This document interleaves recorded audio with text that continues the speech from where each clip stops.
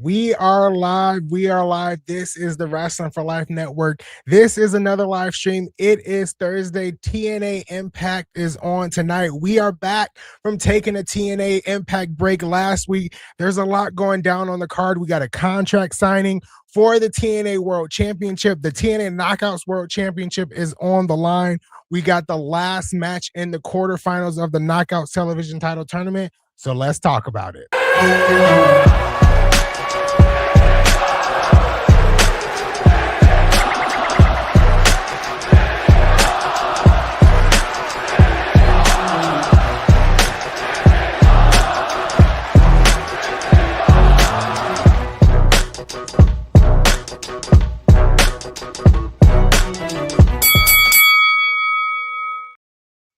Like I said, this is the Wrestling for Life Network. This is another live stream. It is TNA Impact tonight. We are on the road to lockdown, and right after lockdown, we will be on the road to Bound for Glory. There's a lot to talk about in the wrestling world today.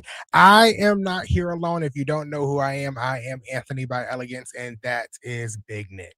Ladies and gentlemen, boys and girls, children of all ages, the Wrestling for Life Network proudly brings to you its tag stream champions of the world, the man who puts the T in TNA ringside Anthony. I am Big Nick, and yes, back at it again at a Thursday night Impact out here. We had to take the week off because, you know, we had the SummerSlam previews and predictions, and of course, we missed the live episode where we got a new TNA International Champion and everything. We had some certain things pop off, but how you doing, my guy? I am good, and I kind of regret we had the option to go live last week. I said I was available, and Mr. TNA said, "No, I want to watch it by myself." You said you were available. You said you were available, and I was like, "No, let's just take the night off and just do the SummerSlam stream." And then we got that huge episode of Impact with a new TNA International Champion in an incredible main event, one of the best main events we've seen in TNA this year. But yeah, I mean, TNA is on the up and up right now. It seems like we know there's a changing of the guard. We know backstage has changed. We've lost some knockouts. We gained 2 knockouts. We just don't know who the second one is yet. It's a returning knockout. I think we might know. I think we might know too, but it's just like I feel like TNA is on an up path. We just have to stay patient as they work through all the kinks. Can we say that TNA is in flux right now? I think that's the best way to put it, is that TNA is in flux. And shout out everybody in the chat. We'll say hi in a brief moment here and everything. But I think TNA is very much in this flux of, we can still talk about some of we had the recent signing of somebody that actually kind of petitioned for, and they could have made a story with the Knockouts TV tournament. And now somebody else who's in this tournament who we're seeing tonight might be, or is out the door. This Knockouts tournament almost feels cursed a little bit here. Just a tad bit, because we lost Jody Threat. We lost Mara Sade. Jody Threat wasn't really like a huge... It was a huge loss. Let me not. KJ clapped a small golf clap. It was definitely a huge loss. But we hadn't seen Jody Threat much before the tournament. The last thing I can remember with Jody Threat is her feud with Tessa Blanchard. She lost that. It was a strap match or some type of hardcore match they had on an episode of Impact.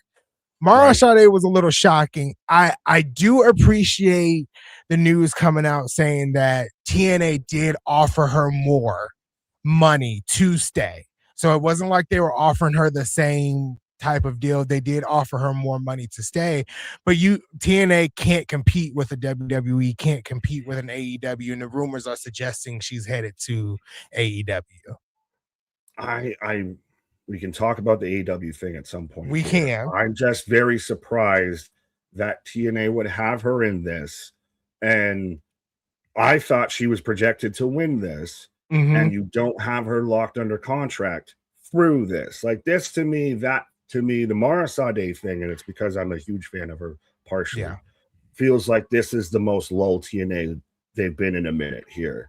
Because we know theoretically Mara's last match is tonight. It'd be almost worse if she wrestles past tonight. Right. So now they've kind of backed themselves unironically into a corner. So they're in flux to me. They're not, I don't know if they're up, they're down. I think they're growing pains right now. They lost their kitty teeth. Now the adult teeth are growing in, I feel.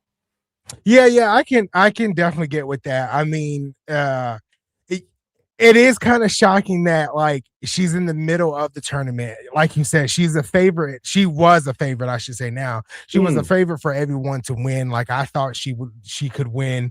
Also I got my hat off to M by Elegance that can potentially win this now, but she definitely was a favorite to win. And I'm kind of shocked with you as well. Like why didn't you guys try to push harder for to re-sign her? I also believe a part of it was that maybe just AEW offered her a lot more money. Obviously, that's probably what they did. But I'm with you. I feel like they should have fought harder for Mara Sade. She's been prominent. She ever since she left WWE, honestly, she's worked very, very hard. We've seen her almost every week on TNA Impact. She's grown in her wrestling ability. I mean, she was fighting dudes out there at one point. So She was the star of the Knockouts division. She was the star of the so Knockouts division. it's definitely shocking that they couldn't keep her around. That is like the top one of the top players leaving the team here a little bit. Of she was the top knockout out there, and Randy Sam's up there with the conspiracy theory a little bit out there of Kevin Knight is in AW, blame her boyfriend. Yeah. Did she follow what the heart wants out there? She probably did, right? And She Tony definitely probably threw did. the bag at her. I've said I'd Yeah. love to see her back out there as a meta of her out there with Lash Legend. We saw what WWE's done with Lash Legend. I think they could easily do that with Jakara Jackson. She's Yeah. obviously proven that she can go as a singles talent. I would welcome her back with open arms. Oh yeah, I agree. I did see some other I saw a content creator on TikTok talk about it, and he was like he did say like TNA really brought the best out of Mara Sade. Why would you want her to go back to WWE? So I see both sides. Like I would love for her to go back to I WWE wanted her where to she did. stay, but now that Yeah, she's going, this is where I want her to go. right.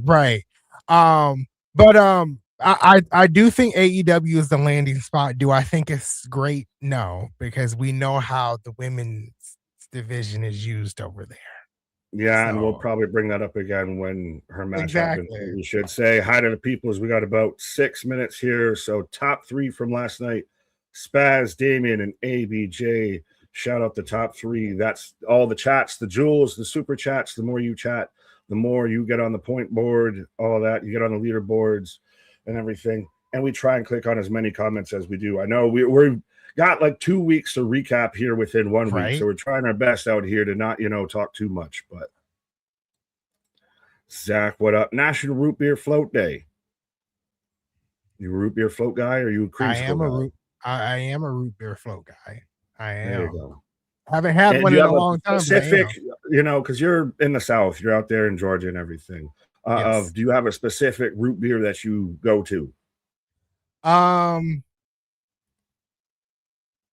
I think I don't want to get the brand wrong, but I think Mr. Pibbs is root beer, right? No, that's more like Dr. Pepper, I believe. Mr. Ugh, Pibb, Dr. Pibb, all of this, they're all got these weird, potential diplomacies and certificates to I something or other. I can't think off the top of my head, There's but like AW, there's Barks, there's Mug, there's Stewart's by me. That's more of a New York or Northeast thing. AEW. Did you say IBC, AEW? That's A&W. A&W. Yeah. That sounds familiar. I haven't had one in a long time, to be honest, but yeah, that sounds like the go-to one here in the state of Georgia. There you go. Yeah. But Kevin, what up? Hey, KJ from the Voice Beyond out there letting everybody know. Yes, I will say briefly, members only stream this Sunday, I believe, this weekend, definitely probably Sunday. If you're interested in joining the fantasy football draft, I know we got the Hall of Fame game going on tonight.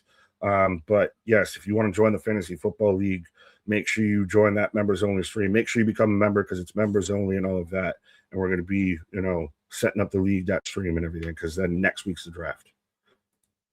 But Randy Sam, what up? Eric Isaac, what up? What up? We still have Damien. We still haven't even talked about Gabby Forza. We'll have to talk about that once the show starts. Yes. AB Jobson, what up? Clay, I see you. Sean Reed. Ken, I love this. I saw this earlier. Huh, so Scott Steiner's kid gets suspended by the Saints for performance-enhancing stuff for 6 games. My, oh my. Gee, who would have thunk it? Big Papa Pump offspring out there. Holla if you hear me. The big bad booty daddy out there in New Orleans gets suspended, gets popped for some PEDs. Who would have thunk it? Yeah, The apple don't fall far from the needle, I see.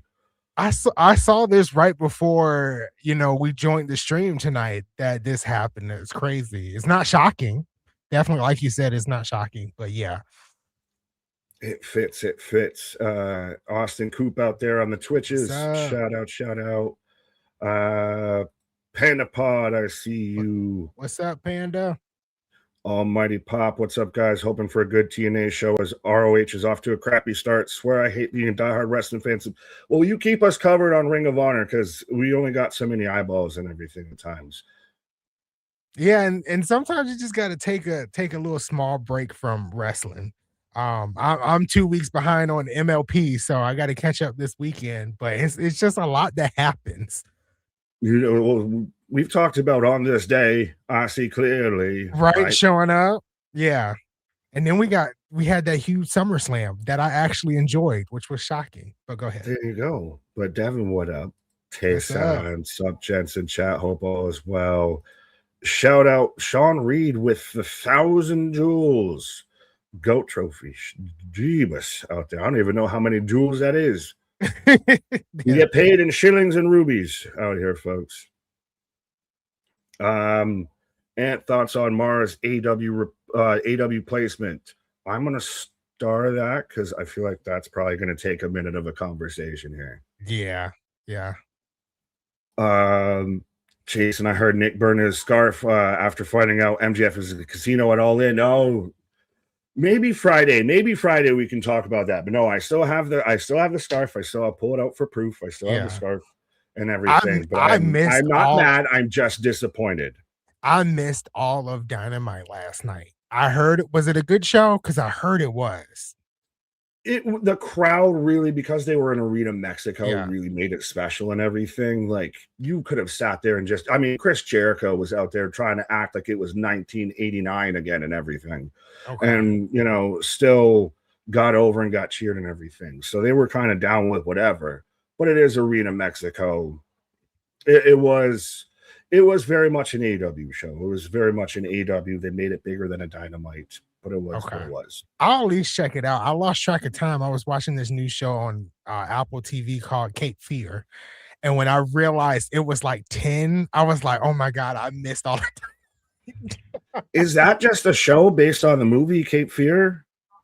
Is there a movie based on Cape Fear? I'm pretty sure if I'm remembering correctly. Fact checkers, let me know. Am I remembering the movie with De Niro to where that was part of what Wyatt was based off of was De Niro's character in Cape Fear?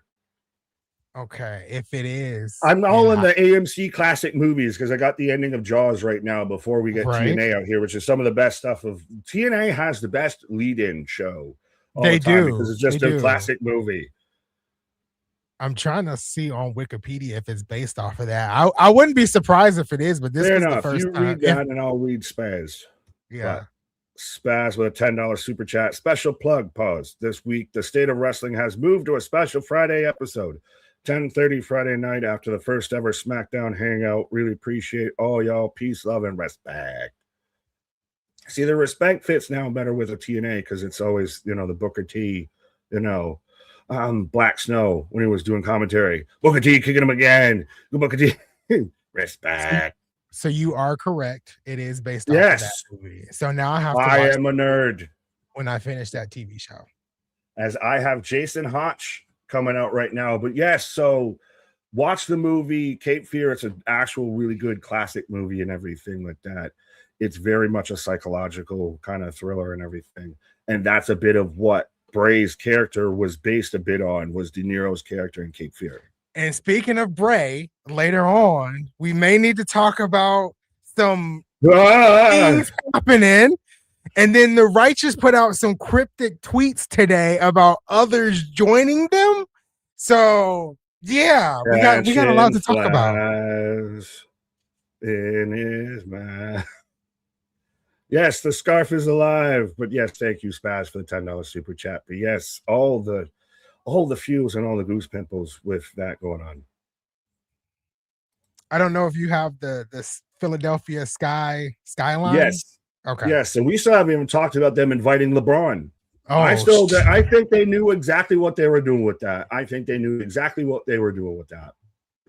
yeah. They knew that was just going to get people mad online, and people were going to click on it, and people were going to spread it around, and they were going to raise awareness. Not only that, getting people mad online as Matt Hardy comes out. What do you feel about the goddamn Shredder goat mask bullshit now? So Matt fact. This is what I realized, and I'll switch to that graphic too. So remember during the Hardy compound match, they were thrown into the lake of reincarnation? Yes. Okay, so this is what that is. This is the mask and all of that. This is what that is. And then also because the righteous were thrown in the lake of reincarnation after their defeat, they potentially will come back with something or more people involved from the cryptic tweets that were brought out today. Fair enough, but I would guess, Jesus Christ almighty, whatever sponsor they have for bottles that isn't Prime, can we get it? Because at least we might drink some of it. A game. A game. Bring your A game. Don't hashtag not sponsored. Hey game. Hey A game. We'll sponsor you. Sponsor us better than they sponsor you or whatever. Right. But I get it a bit with the whole lake of reincarnation shtick and everything. But at the same time, it is a little like we're on what the 14th, 15th iteration of what the Hardys are. Yeah, I get I get that. Like I'm not really a fan of this whole thing either. I guess we just, and I always say this, we got to wait to see how it plays out, but I don't know how I feel. I also don't know how I feel about the world title not being defended at Lockdown either. I had the same exact thought earlier. Why is that not being defended at Lockdown? Right. Have the match that you were going to do allegedly last week that you said you were going to do, and then you said, haha, no, we didn't say that. And that's what that's what I was going to get to as well.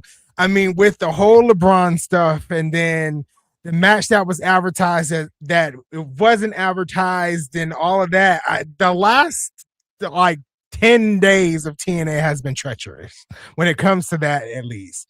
Now, for someone who like has been to the tapings before, like we even talked about it in the group chat before, the SummerSlam stream last week, but I basically said I'm pretty sure that's not happening tonight, knowing my history with going to the tapings and everything. Like they advertised the match to happen on Thursday, but it wasn't advertised to happen on the live show, and that's what the confusion was. I got called an idiot. I got called a mark on social media because I actually understood what they were trying to do, but it is what it is. Welcome to being a wrestling content creator in the year of our Lord 2026. But yes, trust me, I'm corporate. I'm a sicko. I'm a lover. I'm a sinner. I'm a. As we do have Ryan Nemeth taking on Matt Hardy. So someone that's even a worse sibling than Matt Hardy is Ryan Nemeth. But how do you feel about Matt Hardy in the green army fatigues? Like he's out here teaming with Sergeant Slaughter. Honestly, I don't know. Honestly, I don't know. I do hope soon though they start building up another tag team. Like I like the Hardys, but we got other tag teams in the division. Do we though? Because it seems like everybody's falling off left, right, and center. I feel like that is true because we lost Saint and Center. Or something out here. We lost Saint and Center, but my eye right now is on Leon Slater and Ricky Sosa because I'm kind of interested to see. I know Leon Slater may be out the door, but like they're really pushing. Like it wasn't like they weren't pushing Leon Slater, but they're pushing him very, very hard now. So I don't know. I'm interested to see if they go the route of the tag team titles with them, but I don't know. I'm in a commercial. Remind me of this conversation if you can, because I've got an idea or a theory behind the whole stipulation that they've added weirdly to lockdown of his record being on the line and everything. That's very interesting and very, why would you do that?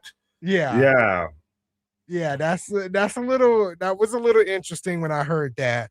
I don't know if we hear about that stipulation tonight on tonight's episode, but it is a stipulation to their lockdown match. But I've got Ryan with a 2 count. I assume we're all going Matt here. Yeah, I think we're all going Matt. I'm cool with going Matt. Cooper, old man, Matt. Yeah. Boston, what up? What's up, Boston? Jason, I see you. I must have said something funny for Jason. I don't know what I said though. So you got it. Breaking news, Anthony. Nick, SummerSlam 2029 will be taking place in Indianapolis Arena. Has that officially been announced? Because I know they had kind of rumored some stuff. I saw that going around earlier. It was officially announced today that it will be in Indianapolis in 2029. I thought, and you guys are gonna laugh, I thought 2029 was like next year for some reason, but we still got 2027. Let's be honest, 2028. Ever since 2020, the years have slurred together. Exactly. So like, where's 2027 going to be? Where's 2028 going to be? We announced in SummerSlam in 2029. We don't know where the other 2 years before is going to be. The Royal Rumble in Arizona that Dana White made. Yeah. So I don't know. But it's weird. Michael, I see you. Jeff Hardy looks like a Sting ripoff. Well, I mean, he kind of always been like that. He's got the extra Jeff with the face paint out here. But yeah. Matt Hardy in control right now. Mm-hmm. When did fucking Butthead become their referee out here? Butthead? Their official looks like they're like Butthead and Johnny Knoxville's son. That's Frank. I can't pronounce his last name. I want to say Kazarian, because it looks like Kazarian with that goddamn pompadour out there. Yeah, his name is like Frank Gastrono or something to that effect. Oh Lord. Yeah. Cooper, what up? Anthony, when you said about LeBron James thing, I laughed about it. So he was laughing at you going at LeBron. I didn't ever think that they actually thought he was ever going to show up. To me, I think it was just all publicity. Social media. Yeah, that's what it is. It was just publicity, and the anti-TNA fans, had to say something about it. Well, and then Tony saw it and said, "I'll see your LeBron James and raise you ICP." Oh, Mr. Tony Khan, CON Khan. Have we even talked about Motor City? That was on that because we were on stream and KJ was like, "We're not going to get into that. We're not going to get into it, so we still got to talk about that." Oh my god, I forgot about that. The crowd is actually really into this match.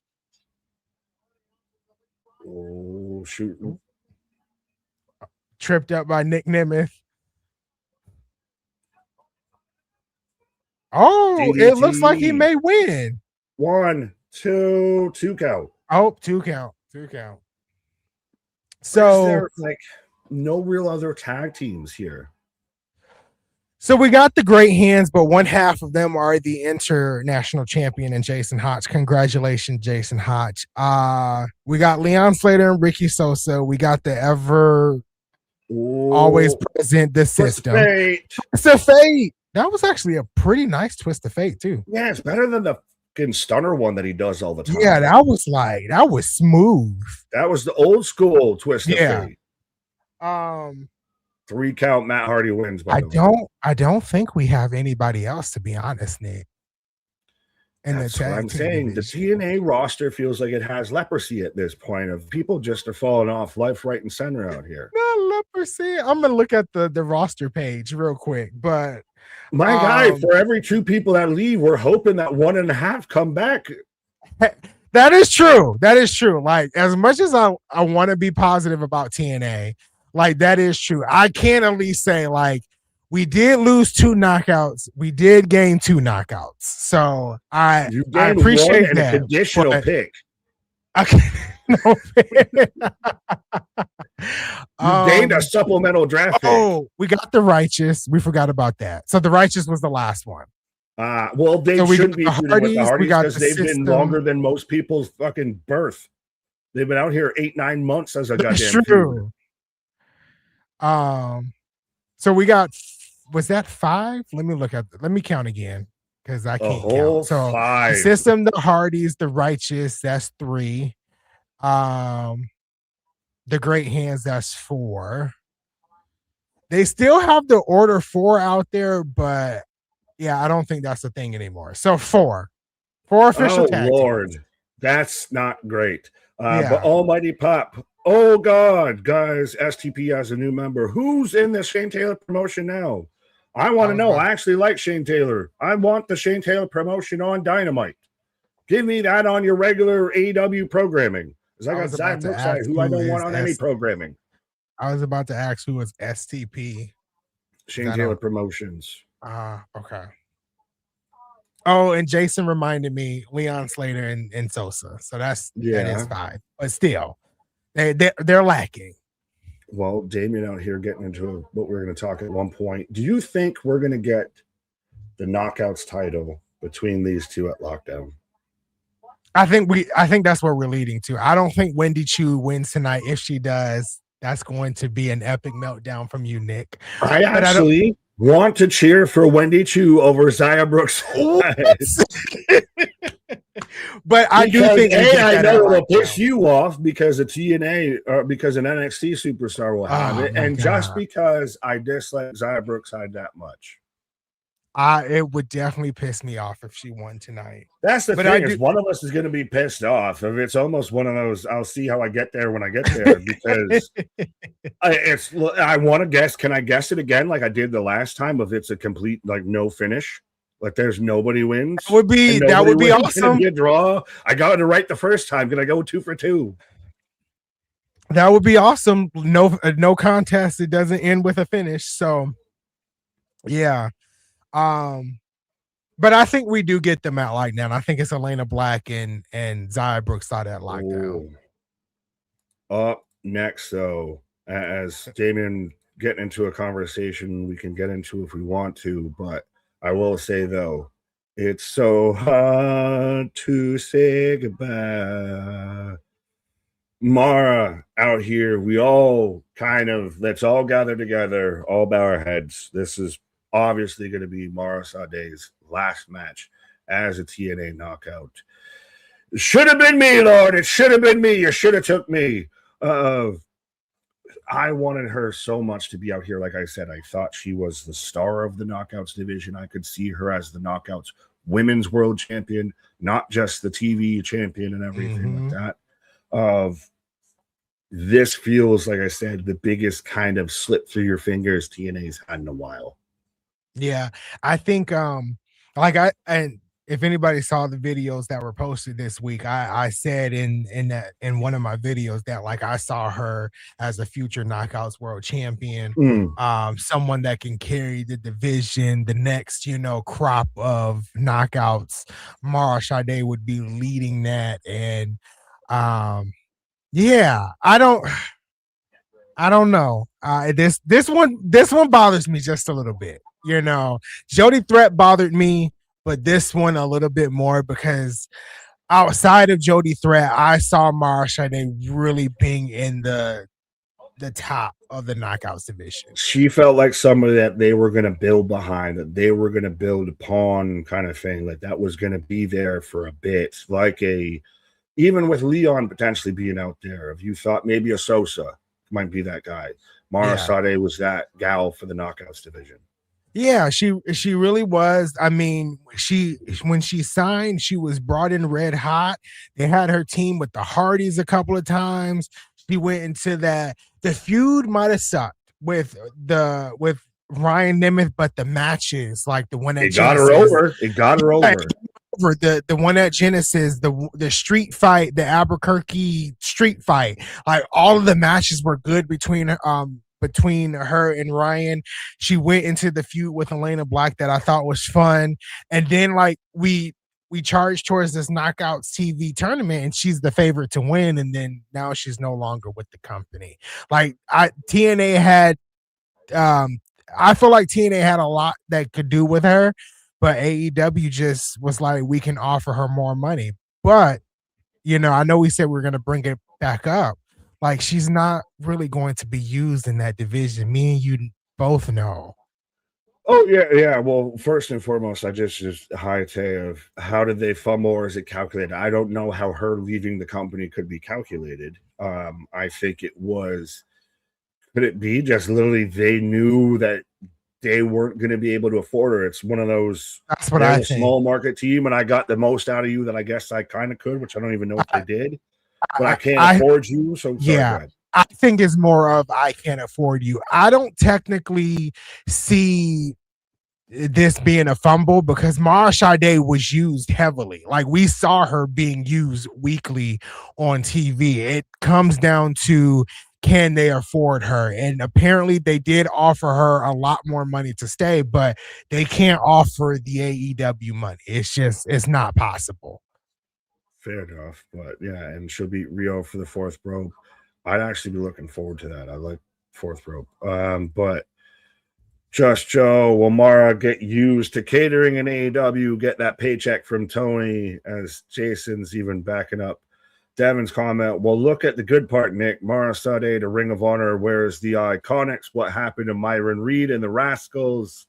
Ace Austin just resurfaced, just came above water not too recently. So, yeah. Yeah, so that's the thing. Like, the TNA talent gets signed over to AEW and they're not used. You just named a lot of them, especially the Iconics. When the Iconics left TNA, they left by losing the tag team titles, so they technically left on top. And then you sign them to AEW and they're not being used. Now, apparently, to the IWC, it was a big fumble for TNA to lose them, but what are they doing now? They were there for Grand Slam Australia, and they haven't been seen since. They did search party of 2 for the Iconics. Exactly. As we got the new international champion, Jason Hodge. But Z-Man, what up? I see you. Destin, I see you. Cherokee George, Hall of Fame game, TNA, and ESPN Ocho, the Wiener Dog races. What else could you want? Well, then what else? Where else would you rather be than right here with the Wrestling for Life Network? I think we're even at least better than at ESPN Ocho. But bold strategy, Cotton. So Jason is basically saying he feels like right now he can't surpass the moment he had last week, which was huge, and I wish we were here for it. Blame me. It was my fault. It is. Hey, at least you admit it's my fault. At least you admit it. I'll give you that. I'm proud of you. We're all here for you, Anthony. I just want to know I want you to know deep down in my heart, I still love you. Yeah. 100%. It takes a brave man to say is I'm the TNA guy, and I wanted to watch TNA by myself.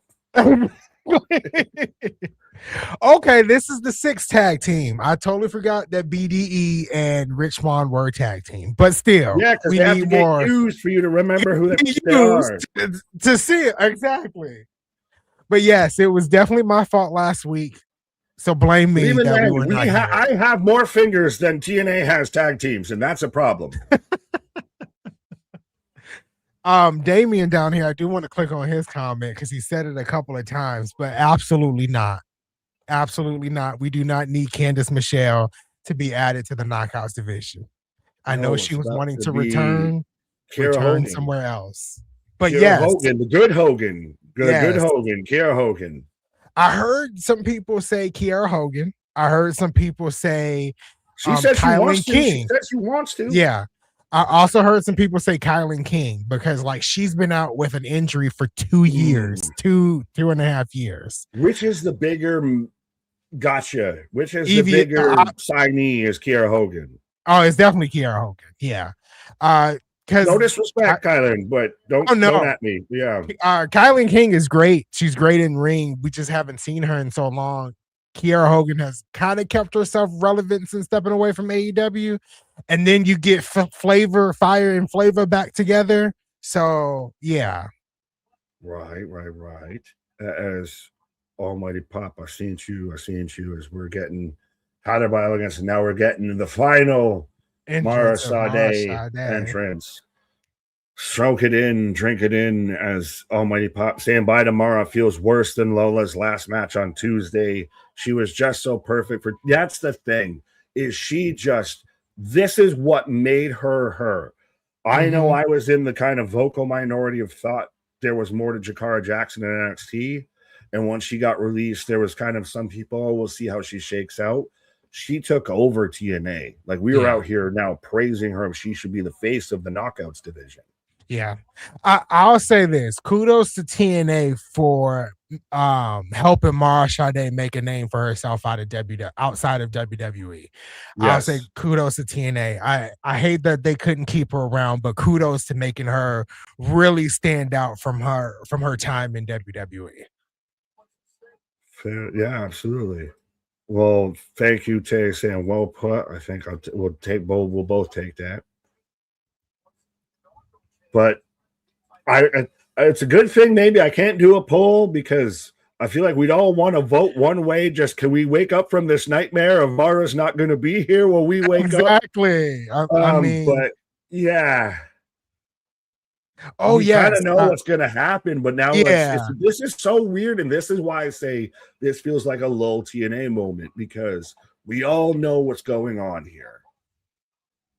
Right, absolutely. We all know what's happening. We all know that she's sadly going to lose this match. Happily that the Elegance brand moves forward. Mr. Elegance, you better choose your words wisely. But yeah, we all know what happens, what's going to happen here. So we get an all Elegance final. Did the Elegance brand, did that goddamn I don't think we sit there and curse this whole tournament?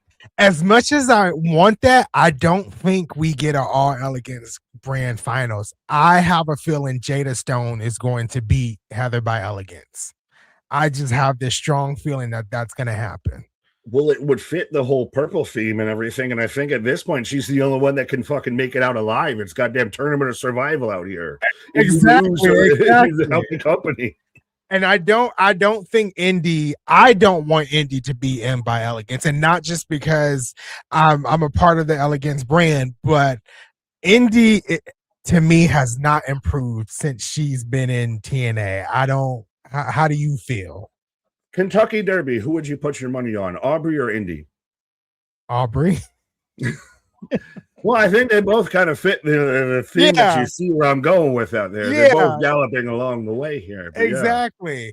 And Indy and Mara kind of came in around the same time, and I felt like Mara became the bigger star out of the two, right? She's the biggest star in the division. Yeah. So, I don't want Indy to win this. I want M by Elegance to advance, and then hopefully Jada Stone. There's no place like Sade. There's no place like Sade. There's no place like Sade. We just keep saying it, and she won't leave. She'll change her mind. We'll wake up, and it was all Dave Meltzer's fault. It was all a dream. Yes. Wrestle Rants, what up? That was the best looking twist of fate I've seen in years. That was finally, instead of doing the goddamn stunner one. Yeah, that was a really good twist of fate. Like you said, that stunner one is ugly. I don't like it. Man, it's not a twist of fate. It's a goddamn stunner. It's a twist of stunner. Yeah. Randy, what up? Spaz with a $5 super chat. You want to read this one? I read a lot. So Spaz with a super chat. With Worlds Collide on the way, if I ask you to book an Iron Survivor 5-person match with one person from Raw, SmackDown, NXT, AAA, and TNA, who are you picking? Ooh, that's a good one. So Raw, I would take Penta. SmackDown, I would take Carmelo Hayes. NXT, I'm taking that sucky name as Cruz Montana. We still haven't talked about that either. Yeah, we've got that. I have a sign. Hey, AAA. Over. I have a sign. His name is Mike Santana. AAA, I'm probably taking Ray Phoenix. or what is his name, Mr. Iguana Man, Mr. What is? Iguana. Yes, him. And TNA, I would probably take Mustafa Ali. Now, as Heather going to lock in an arm bar. She's got a submission on. I don't know what exactly to call it, but she's definitely wrenching on the arm out there. She got one arm blocked between her legs, and then the other one, yeah, like you said, she's wrenching on it. So, well, with this, if we're gonna do this right now, am I like picking anybody on the roster? Or are we picking like mid-card champions? Or are we going like top bar? Because I could be like Roman Reigns, anybody on the roster. I did mostly mid card, but I think Spaz is saying we could do anybody. Fair enough. Well, maybe we'll come back to that in a commercial because I'm like I could just go Roman Reigns, Obafemi, Christ, AAA, El Grande, NXT. Ooh, yeah. Oh, do I just go Keanu Carver just because of beef, pause, or do I go Grayson Waller just for Mike Scales? TNA, shit. Moose would be a good shout for TNA. No, well, yeah, because Moose is like the last top guy outside of Ali, and I will take your pick, Ali. If you took Ali, I'll take Moose then. Yeah. Heather. Well, I just really have all the goddamn beef. You're gonna fucking fly around the ring versus me, but once I catch you, you're fucked. Right? Boston down here is asking, excuse me, are the Hardys still holding the tag team belts hostage? Yes, they are. Yes, unfortunately. But we already established we have more fucking fingers, not even fingers and toes, just fingers than the goddamn tag teams in TNA out here. So at 6 tag teams in TNA, we got 4 more fingers after that. So I thought it was less than 6. They don't use all of them. So maybe that changes in the future. Do we get though the Wyatt 6 or anything? I know we haven't really talked about that. We haven't talked about that. We haven't. Marsha with a power bomb into the turnbuckle, and then a drop kick. See, this is just let me have a moment because I've been a fan of this woman since she was in NXT and everything, when she was in the goddamn Metaphor and everything. And now we're seeing her presented like this and everything. I wish she would have just goddamn stayed here. If she goes to AEW, it's like the Adam Sandler. Would you say that? Don't you ever say that? You're going to be in fucking Ring of Honor and Collision Hell. Thunder Roaster can't even survive out there. What makes you think you can fucking survive out there? Exactly. Deanna Purrazzo. Like, there's so many. Deanna's trying to fucking just rattle in the can. Show me the way to go home. Right. I mean, she's showing out in this match too. We have to relish in this moment because we may not see her wrestle as often in AEW. Yeah, we don't know when we're going to see her wrestle again, honestly, because I mean, she's going to be in that Deanna Purrazzo, Queen Aminata, Taya Valkyrie still signed to goddamn AEW. Anyone remember that name? Yeah, she's made some cryptic tweets over the past couple of days too. I don't know. It's just like people are not getting used in AEW because they have an overbloated and overinflated roster. Yeah. I would love to see a lot of these people still available back to TNA to where the price market, the free agent market comes back down in a little bit and everything. Yeah. And to where, or even MLW, to where MLP, there's enough talent to spread across the fucking mythos of pro wrestling out here. And I love that TNA has been the bastion for independent talent, but I'd like to see them be able to stay that instead of just a fucking train stop. Yeah. No, I agree with you.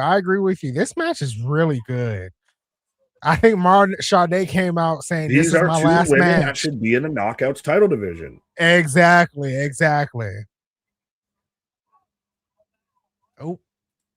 Oh, drop kick. Nice drop kick.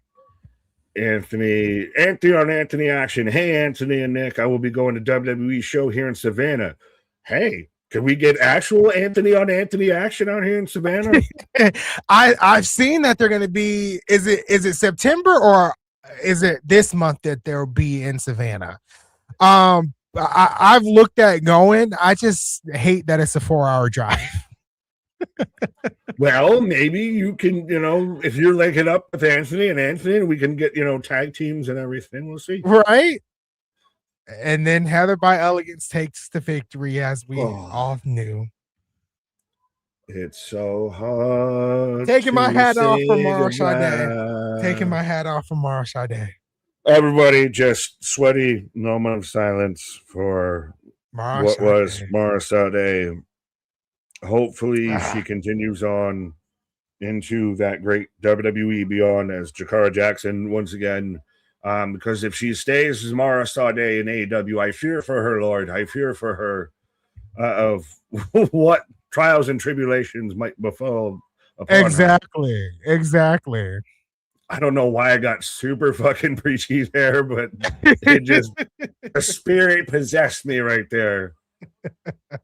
So it'd be Jada and Heather and Indy and M by Elegance in the semifinals. So there is a possibility of an elegant final. Yes, that is a huge possibility. So that would be crazy. And I know M by Elegance and Heather by Elegance are feuding in the indie world right now. They've been having some banger matches out there. So it would be cool to see them in the finals, but I kind of want Jada Stone to push her way to the finale. There you go. To the final. Like I said, it would fit with the purple theming, but Moose backstage out here. But Boston, then I am distraught. About the Hardys holding it hostage. I get you. We still haven't even talked about Gabby coming in, but yes, Gabby for sorry. Go ahead. I was just reading this. I caught you. Sorry, my bad. Mine will be Bronson, Otis, Rook, Galeno, and Bronson. So just know you gotta. Again, if you catch them, you're fucked. But you gotta catch them. Right. You gotta fucking reinforce the ring out there for that side. I don't know what Moose is talking about here. He's mentioning something about lockdown. He's going to take on Frankie. I love Moose, but the lispy thing just you instantly kind of don't seem that serious. Yeah. I feel you on that. I mean, he at one point, remember, there was at one point he was damn near on par with Roman Reigns, and now you ain't even on par with Jon Moxley, my guy. We can at least say he's a better wrestler than Jon Moxley. Well, a better wrestler, but I'm saying as he's presented and everything. Yeah. I mean, what was it? Hard to Kill 2024, where he beat Alex Shelley to win the world title, and man was on a tear for like 6 months. Then lost the title, won the X Division title, and was on a tear there. And since then, he's kind of cooled down for real. He has taken a back seat for a little bit for some of the other stars. I always worried a little bit though with him having that list that it held him back a little bit. But I've always thought he's been decent on the mic. Like he's never been terrible.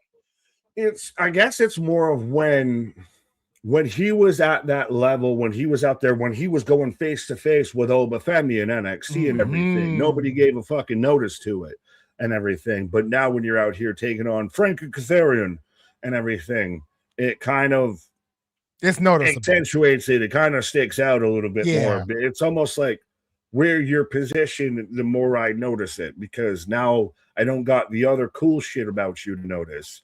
So I'm noticing the flaws a bit more. Yeah, I agree there. I can get with that assessment. But where was Grizzly? What up? Anthony, it's this month, so it's August 29th out there. I'm gonna look into it. I think that's a Saturday, and it's been a minute since I went to Savannah too, so I'm gonna look into it. There you go. See, this is all just this is why you're the insider out there, because you're talking about Savannah, because wasn't she teaming out there with Kiera Hogan and everything. You're just teasing all the way along out here. Of that Kiera Hogan's coming back. You're just sitting out the fucking forming the triangle out here. I'm doing the Pepe Sylvia putting the pin tacks together out here. This man knows what's going on. He's just slowly teasing us the whole way. Right? He's out there just leaving breadcrumbs. We're pigeons out here. So yeah, we can talk about Gabby Forza though. So new signing to the Knockouts division that was announced, I believe, yesterday. Gabby Forza has joined TNA Wrestling and the Knockouts division, which I think is a great signing to TNA. Spaz actually reached out to me and he was like, I don't know who Gabby Forza is. Is this a good sign? And I was like, go watch Gabby Forza versus Jody Threat. And within like 10 minutes, he sent me another message and was like, wow. And I was like, you only got a taste of what Gabby Forza can bring. She brings that fast-paced grit and also brings that power to the division, which we've lacked since Jordan Grace left, like the powerhouse in the division. So I think this is a great signing for TNA. Oh, absolutely. I think she's been phenomenal on the indies and everything. I knew about her as the Nomi for a while and everything. And it was really cool of especially doing this and paying attention to the indies and everything to watch her kind of literally grow. And the same thing with like her husband, Bear Bronson, which is why I thought I always wanted, I know I pitched this before when the whole tournament was thrown out there and she was mentioning it. Of she wins a match or two, and by about the time we get to about here in the tournament, she loses the match. But it's an impressive ass match, and you have Carlos come out and instead of, hey, I know you lost your opportunity, you're not officially with anything or anything, but here's a contract, offer it to her there and everything like that. That would have been a really cool moment. Like that's the thing is, I love the fact that she's there. I almost feel like TNA could have almost capitalized on this a little bit better. Yeah, no, I agree with you. And then knowing like the decisions that's been made over the past like couple of days, like the first round match was Jody and Gabby. If we knew Jody was leaving, they could have definitely had Gabby win that match, you know, the first round. And then we head to the second round where she could have lost or won regardless. But yeah, I feel you there. But I regardless, I think it's just huge for TNA. Also, I hope we get Vicious Vicky too. She's been very outspoken of wanting to join the Knockouts division. When you have somebody on social media saying, I want to be a TNA Knockout, why are we not signing? Well, and again, example with Kiera Hogan talking about bringing people back. Like this is, yes, I fully agree with you of, yes, they didn't do my fantasy booking. I'm not fully pre-med that they didn't do my fantasy booking. Because at the end of the day, I'm glad she's here. I'm glad she's in the Knockouts division and everything. And this is, I guess, the little bit of grace that TNA gets with them hemorrhaging roster and hemorrhaging talent is that, okay, maybe they'll sign a lot of indie talent and give them a bit more exposure and give them a kind of thing. And is TNA just going to kind of be this passing through station a little bit of you get some independent talent that you're here and then we'll see if we can afford you later. Right. And I think that's a possibility. I think that's where TNA may be headed. We still got the OVW stuff. We haven't heard much from it, but I think we still got the OVW stuff in the pipeline. We also, and I want to click on Devin's comment. Allegedly, we got dude wipes in the pipeline, clogging up the pipeline out there, potentially doing partnerships. Yeah. Zelina is one that could come back to TNA. You know, Ali, sorry, really, Ali just being the goddamn devil out there talking to Hotch's wife and his daughters right there. So you can't make a scene because you're going to do this right in front of your kid. You're really going to make a fool right in front of your kid. Exactly. This reminds me of when Ali was doing the stuff with Mike Santana and his goddamn name is Mike Santana. We over here on the Thursdays acknowledge him as Mike Santana. But it reminds me of that of I'm going full devil with this a little bit. Like I'm going to be the prick. She is doing everything she can to keep her composure. First of all, she is beautiful. But yeah, she's doing everything she can to keep her composure at the moment. But it works. I mean, somehow being Stoneface is benefiting Like, here. stone face, straight ahead. Like, I'm not even going to give you an inkling that I'm irritated until Yeah, right but now. that's what makes it great is because she's doing the motherly thing of I'm in front of my child. I'm Yeah, not going to acknowledge that this asshole is just saying some of the most despicable shit to me right now. right. Oh shoot, he grabs her thigh. There This ain't man is nothing crazy. wrong with a little bumping ground. This is going to be interesting between Mustafa Ali and Jason Hodge over the next couple of weeks. Right? I see this leading into lockdown. To be honest, this needs to be in a cage. Is that the main event? Is that I think that should where be. If we're not going to get the world title, that should be. you took the words out of my mouth as Paul is out here? Yes, we say hi. Sorry, we say hi. Bradley, what up? I've been here for the last 20 minutes on the big TV. Well, there you What's go. up, Bradley? Shout out, Bradley. But yeah, if you're not going to, why does Bear Bronson not in ring attire look like a fucking roadie for Jelly Roll?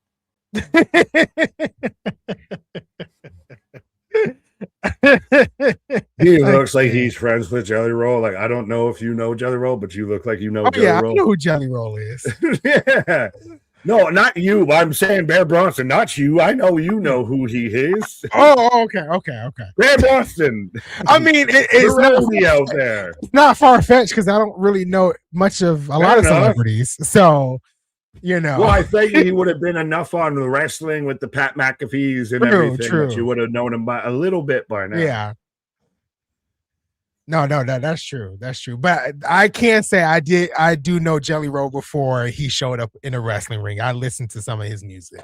There you go. I thought you were gonna be like, I knew Jelly Roll since high school. He used to fucking steal my Jelly Rolls, actually. That's how we got the name. Do you see Casey Navarro being a future world champion as he makes his entrance? Yeah, I do too. I just hope they can keep him signed. Oh, 100 Anthony, shout out. They need a U.S. title on the TNA TV title. Well, they got the international title for the men's. They need something maybe for the women's. Your Casey Navarro question, absolutely. Him, Trey Miguel, if they can keep Ricky Sosa, if they can keep Leon Slater. That's why I was hoping if they could keep Mara Sade. I like them bringing in the independent talents like the guy before says, like what we've seen with them do with Jada Stone, etc. I want to see them become that kind of spotlight for some of this younger talent and everything. I think Casey's a guy that can make that division feel special. I totally forgot about Trey Miguel. I know he's been out of action, but I don't know if you saw like the whole reports that came out that Mustafa Ali is behind the youth movement in TNA, like with Casey Navarro and I praise him. I've been a huge fan of him. He's a guy who I think should right now be out there challenging instead of going back after the international title, should be going after the world title right now. And I like Ali since he was in WWE doing Sub-Zero cosplays. I really loved him in WWE, and I think that may be next for him. I think after we finish whatever we're doing with the Hardys and the Nimitz, I think if we end the feud with Jason and Mustafa Ali at Lockdown, our Bound for Glory world title main event needs to be Mustafa Ali versus Nick Nemeth. Mustafa Ali can play a heel. Nick Nemeth has always been like the tweener, I guess you can call him. No, he's a heel. He's a heel. You think he's a heel? Because I think he's heel. He's the over expensive as Bear Bronson's getting thrown out. Already thrown out. The match just started. Nick Nemeth is just I shouldn't even be here, stuck up my ass heel and everything. That's true. I don't think he's at all a baby face. You would, if you were gonna somehow have all he would have to win it off a babyface, and you can't have him do it that way. That's true. That's Nemeth. true. Oh, there's Ricky Sosa with a Sosa. chair. It's so crazy to me how Ricky Sosa looks so athletic in the ring, but him swinging that chair right now looks like he's never done an athletic thing in his entire goddamn life. Right? But yeah, I do enjoy that Mustafa Ali is pushing the youth movement, in TNA. And I think that's great. I swear to you right now, and you can timestamp this, clip this, nice. Whatever AI algorithm fucking Q term I have to give to where this gets, marked so somebody can clip this out of Casey Navarro as he wins now by disqualification as Eddie Edwards jumps him. But Casey Navarro versus Trey Miguel versus Christ Almighty, I forgot Mustafa Ali. Those three, as a world title match, is going to be fucking special. Oh man, that would be insane. That would be, and that is AEW fans. Shut the fuck up with that, because that is exactly everything that you would want in a match. And WWE fans, I bet you they'd surprise you. Oh yeah, I like that, and that's why I don't think Nick Nemeth is going to hold the title very long. I think they're really going to put it on either somebody younger or Mustafa Ali, and I hope that's where we go from here. As Santino Marella does come out, and I think he's probably going to make this into some type of tag team match. I'm 99% sure. Every week, you guys are up with the same nonsense. That's fucking my grandfather yelling at me out here. Or is this?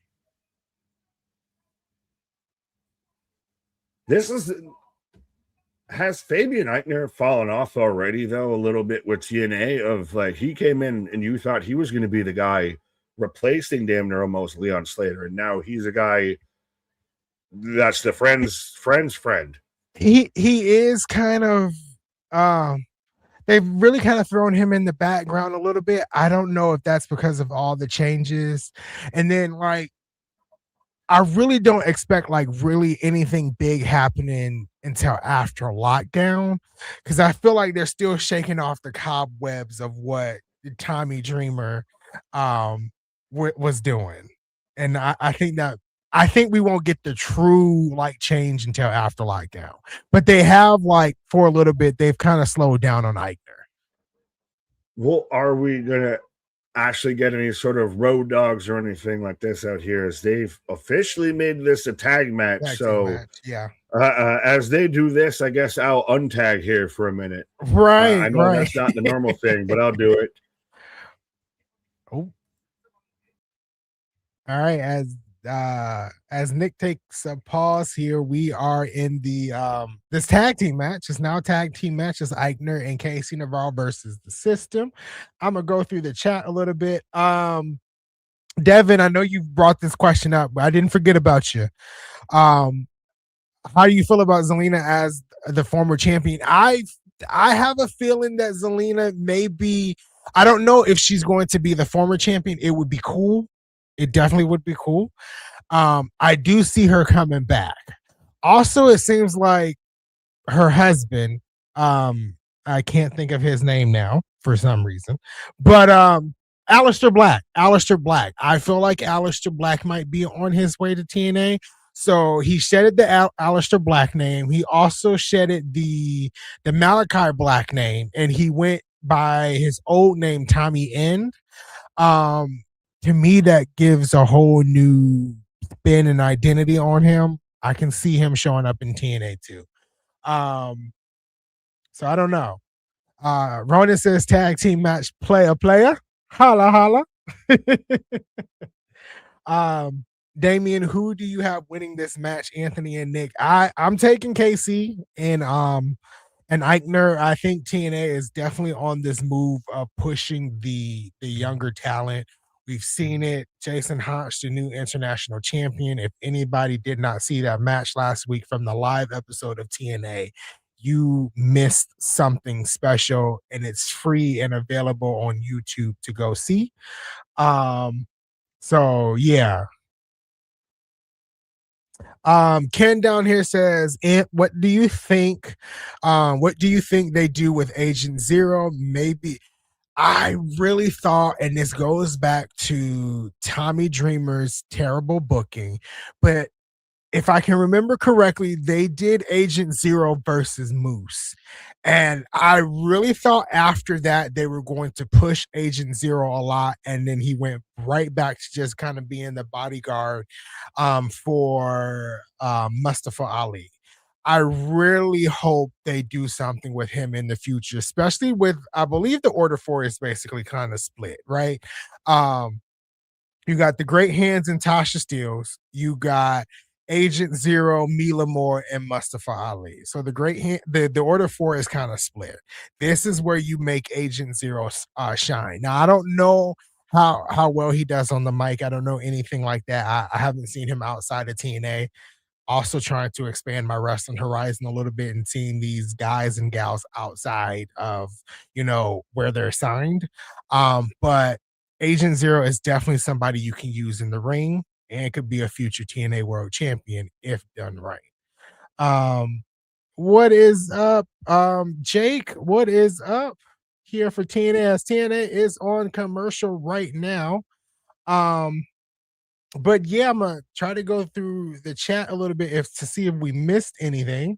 Um, Jason says, I told Anthony TNA needs to open up a wrestling school.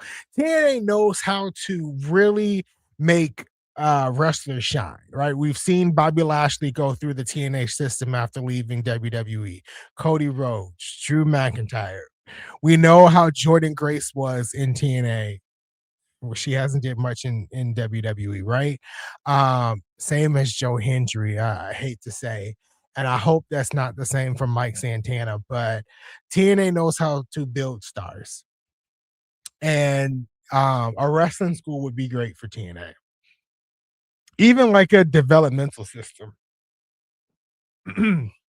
Excuse me, guys. Even like a developmental system for TNA, which I think we are potentially getting with OVW. We haven't heard much about that, with OVW.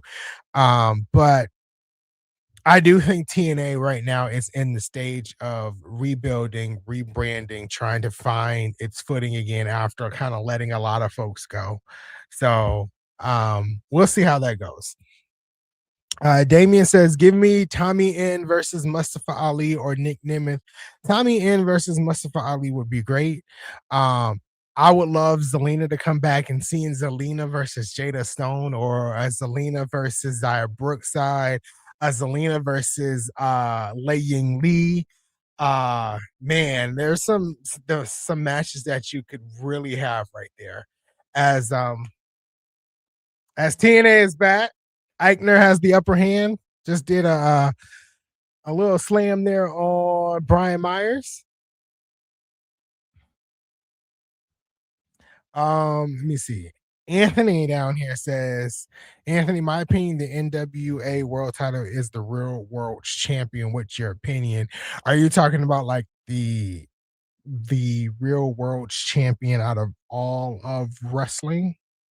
If you can elaborate, maybe I can give my thoughts on that.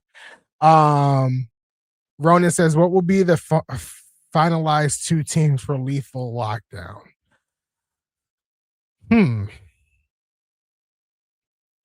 The system, Casey Navarro, Leon Slater.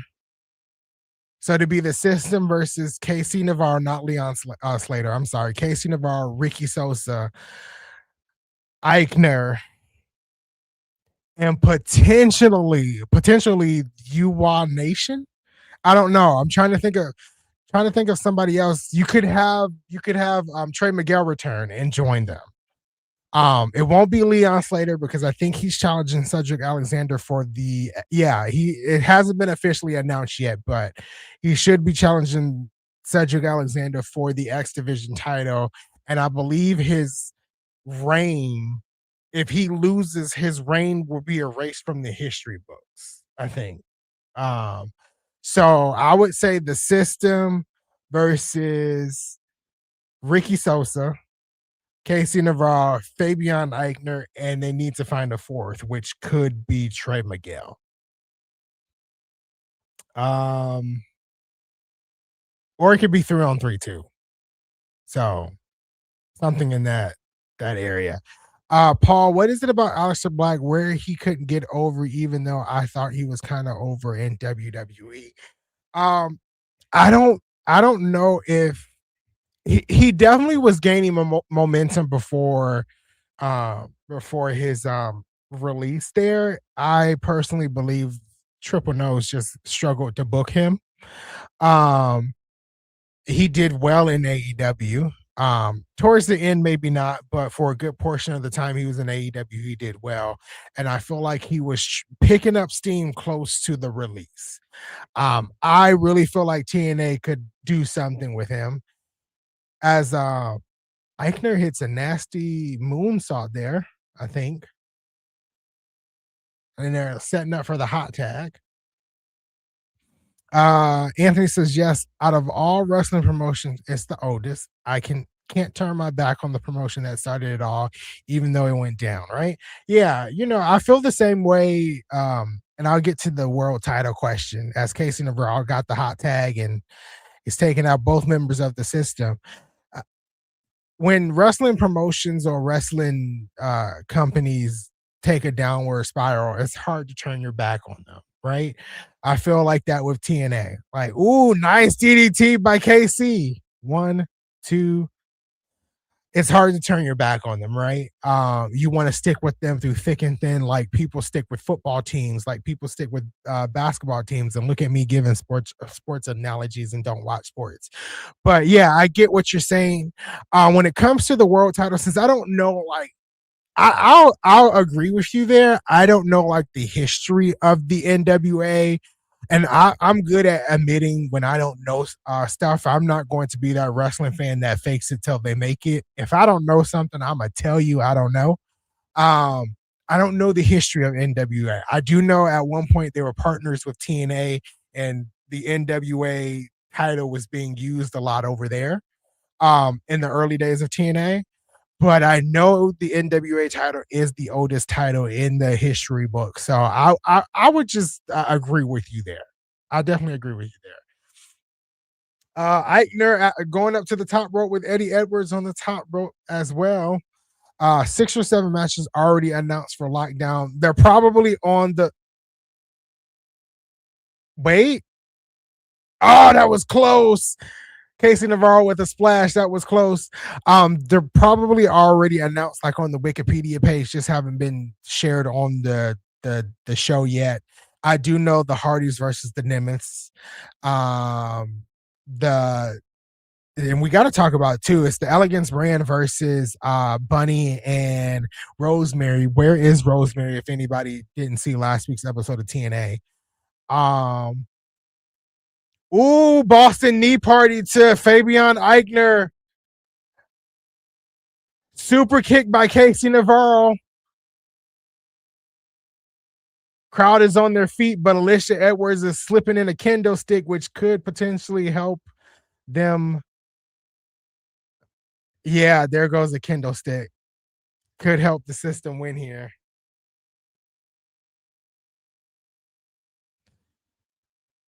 And I'm going to get to Paul's comment in a second. Oh, shoot. Package power driver. 1, 2, the system wins. A lot of sneaky tactics happen. But Paul says it just goes to prove that you need storyline, not just wrestling. Exactly, Paul. And I think you're referring to our conversation earlier talking about Tommy and Aleister Black. Yeah, you need storylines. You need to be relevant on TV. You need to be seen in storylines. Just having the wrestling ability doesn't cut it, right? So I definitely agree with you, Paul. But if I thought I just had the talking ability, I could make it. What you saying, Coach? I need other skills. I need to do other things. But no, when it comes to Malachi Black, Aleister Black, like actually, I think it was Paul's comment earlier that I even starred because I was like, I know I want to come back and talk about this. as and so he looks like Shaq trying to shoot a fucking free throw every time he touches a chair. Like, Jesus Christ, have you ever picked up a fucking thing before? But when it comes to Tommy and Malachi Black, Aleister Black, whichever name you want to fucking call him by, that probably isn't the fucking proper term I should have used. But I think once the NXT, like the Adam Cole feud was like the peak of Aleister Black, of him and He Who Shall Not Be Named Velveteen Dream were kind of the peak of Aleister Black.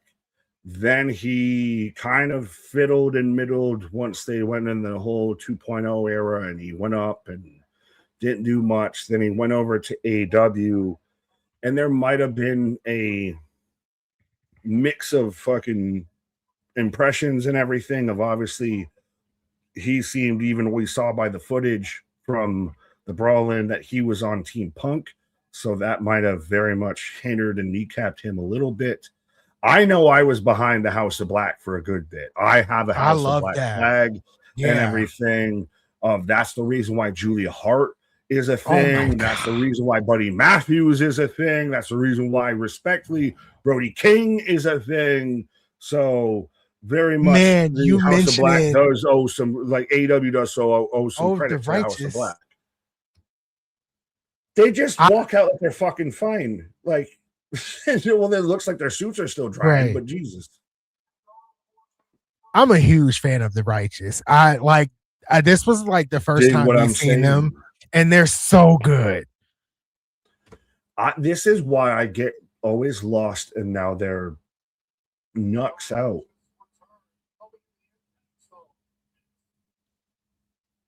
So we get the Righteous next. Focus on.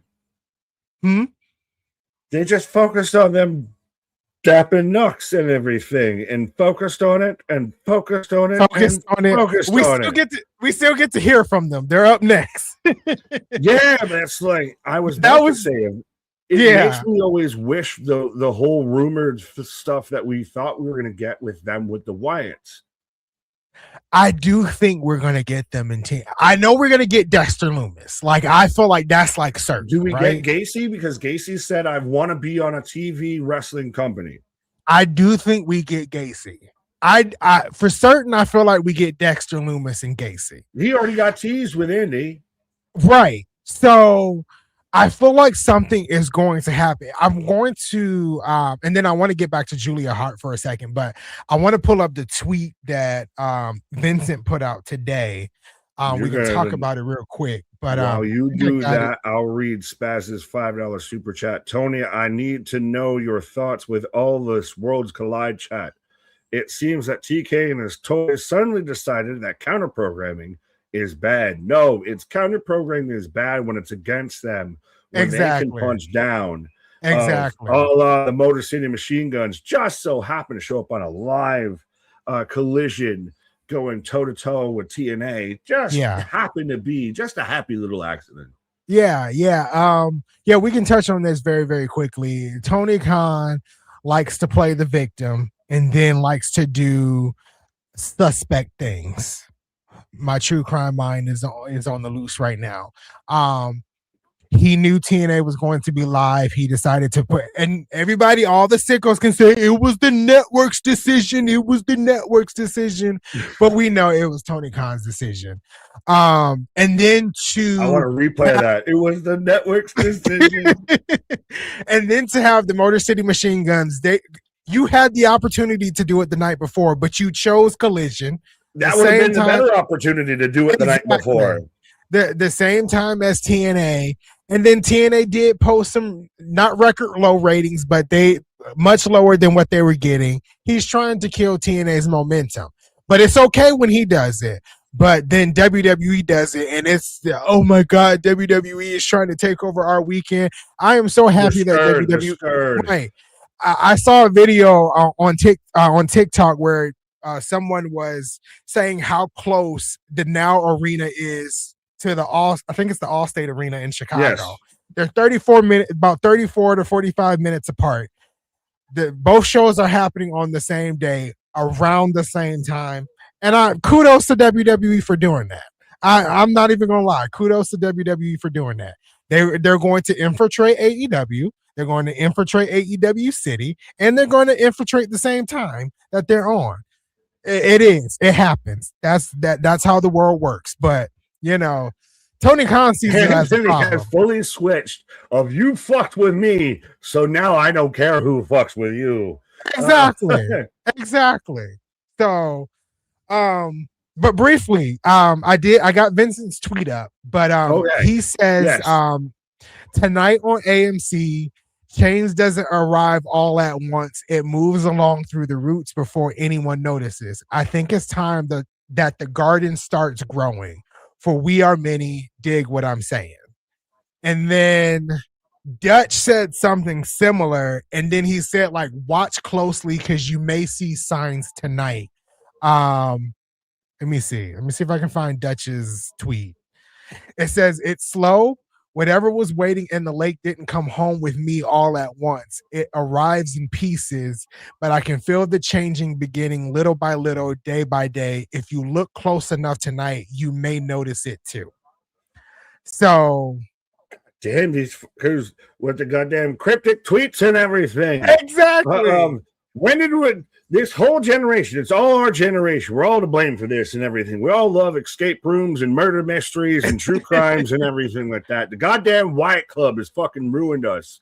The Wyatt Six has ruined us all out here. We're all trying to play, like, what was it? It was, right. I think it was the last AW pay-per-view we were watching. Oh, and shoot. It randomly had fucking glitches in it. And we're like, is that the Wyatt Six? Is that a fucking tease?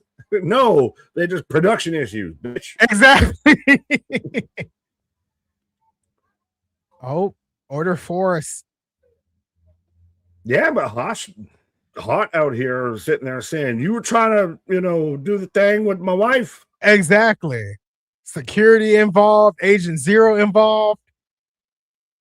Why does Agent Zero look like the beta fucking Terminator? Like, he doesn't exactly move. He's just getting nudged around. He doesn't know what he's supposed to do. Exactly. He looks like he's kind of broken robot now. And Ali just You're called the biggest person here. Do something. Do something.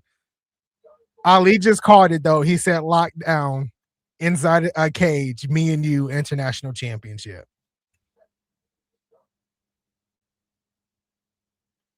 So I have an honest to God question. Are they actually brothers or do they just look a lot alike? I think they just look a lot alike. No, because isn't one named like Skyler and his last name isn't Hotch, and the other one's John Skyler is who's on the screen right now, and then Jason. Yeah, Hotch, so I'm like, they have completely different names. I'm like, God damn it. As we got the righteous, dig what I'm saying, brother. Out here, spark up them vitamins, drink from the lake of reincarnation, as we got the righteous out here. It's getting fucking slow jazz out here. Fucking slam poetry out here right now. Especially with us wearing these hats. Me with my beard, it doesn't work well. It looks like we're fitting the fucking hipster vibe, my guy. All right, so what did we get from the righteous tonight? I'm definitely interested. I don't know, but Isla Dawn is a TV championship in a TV championship match on Ring of Honor. I'm amazed she's still there. Bring Isla to TNA. TNA would do some fucking wonders with an Isla Dawn. Mm-hmm. Be the dawning of a new day, wouldn't you say? Yeah, I agree with you. All right, so Vincent is grabbing the mic. Let's see what they have to say. Damn you two, Glacia's donut. Fair enough. Well, it's a little warm out here. Yes, it's hot. Trust me, it's out here in the 90s, and I'm just in the Northeast. I couldn't even imagine out you. So yeah. With the heat index being over 100 here in the South, it's a struggle. See, again, what does that whole fucking feels like logic and everything? No, what is it then? If it feels like this, that's what the fuck it is. That's exactly what it is. Exactly. Some say water cleans the body. Dutch always reminds me of like John Candy and Oh Brother Where Art Thou. He always gives me Jim Jones vibes. Actually, you my guy of. I know I've mentioned one podcast to you before, but yeah, no. Remember, it's Flavor Aid instead of Kool-Aid, folks. That's what you need to watch out for. Dutch gives me Jim Jones vibes, and Vincent just gives me the hippie uncle. Manson vibes? Maybe, yeah. Speaks in parables. One of us speaks in riddles. One of us speaks in rhymes. Right. You know, that kind of vibe. Said our work with the Hardys are finished for now. Good. I would goddamn hope so. Thank God. People are in their fucking third trimester. Bianca Belair got pregnant, had a child, all before this fucking feud started. It was over. Yeah.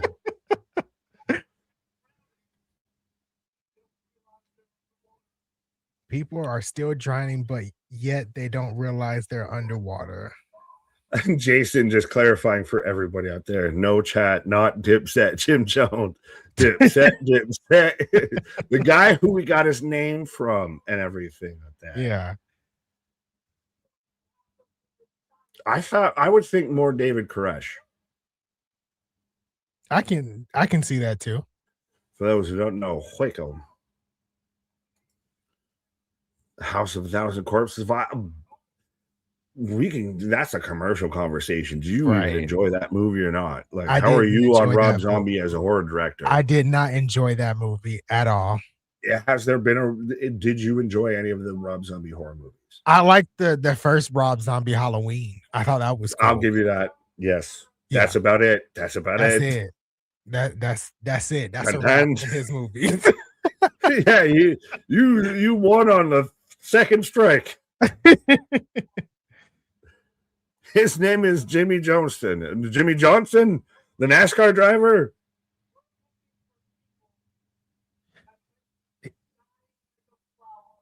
He said, we're not looking for opponents. We're looking for people that have a little bit of life left. We're recruiting. Come to the treeouts. This is literally come to the treeouts.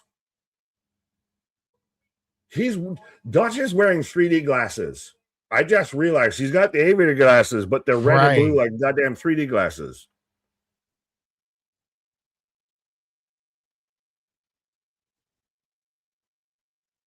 Huh. That isn't even as they cut to. They cut to some fans dressed up as Willow and the Righteous. All right, so they're looking for. They're recruiting. Cut off on their own promo. Say that again. I said that looks like they got cut off on their own promo. It did, but he did stop talking before they cut the camera. But it did give that vibe. So they're recruiting. I feel like that means we'll see some things. So Lockdown obviously is live. The TNA after the TNA episode after Lockdown is live too. So we can get some stuff in between there. I feel like.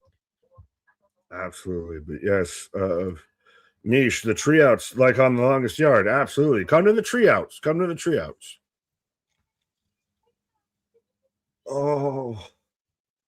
What is it with this show that wants to keep having female talent on here that I don't like? Your favorite wrestler in the world. We're getting Zaya Brookside and Wendy Chu in the main event, I feel, at some point here.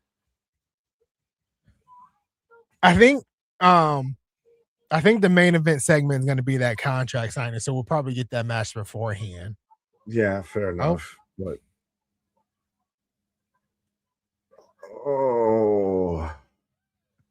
they have the making, like they were there with Harley Hudson and Jada Stone. Now, granted, Harley hasn't won much of anything. A match yet. But until Alicia Edwards showed up, it was okay. It was a good segment. It was all right. And then it just soured really quick.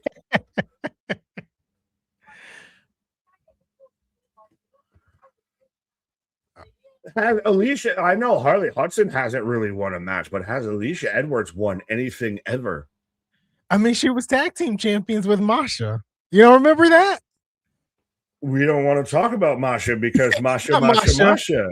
It was it was Masha, I think, and it was Tasha Steeles, Is it if I can still remember crazy correctly. though that Yeah, Masha is still in the nether zone out there?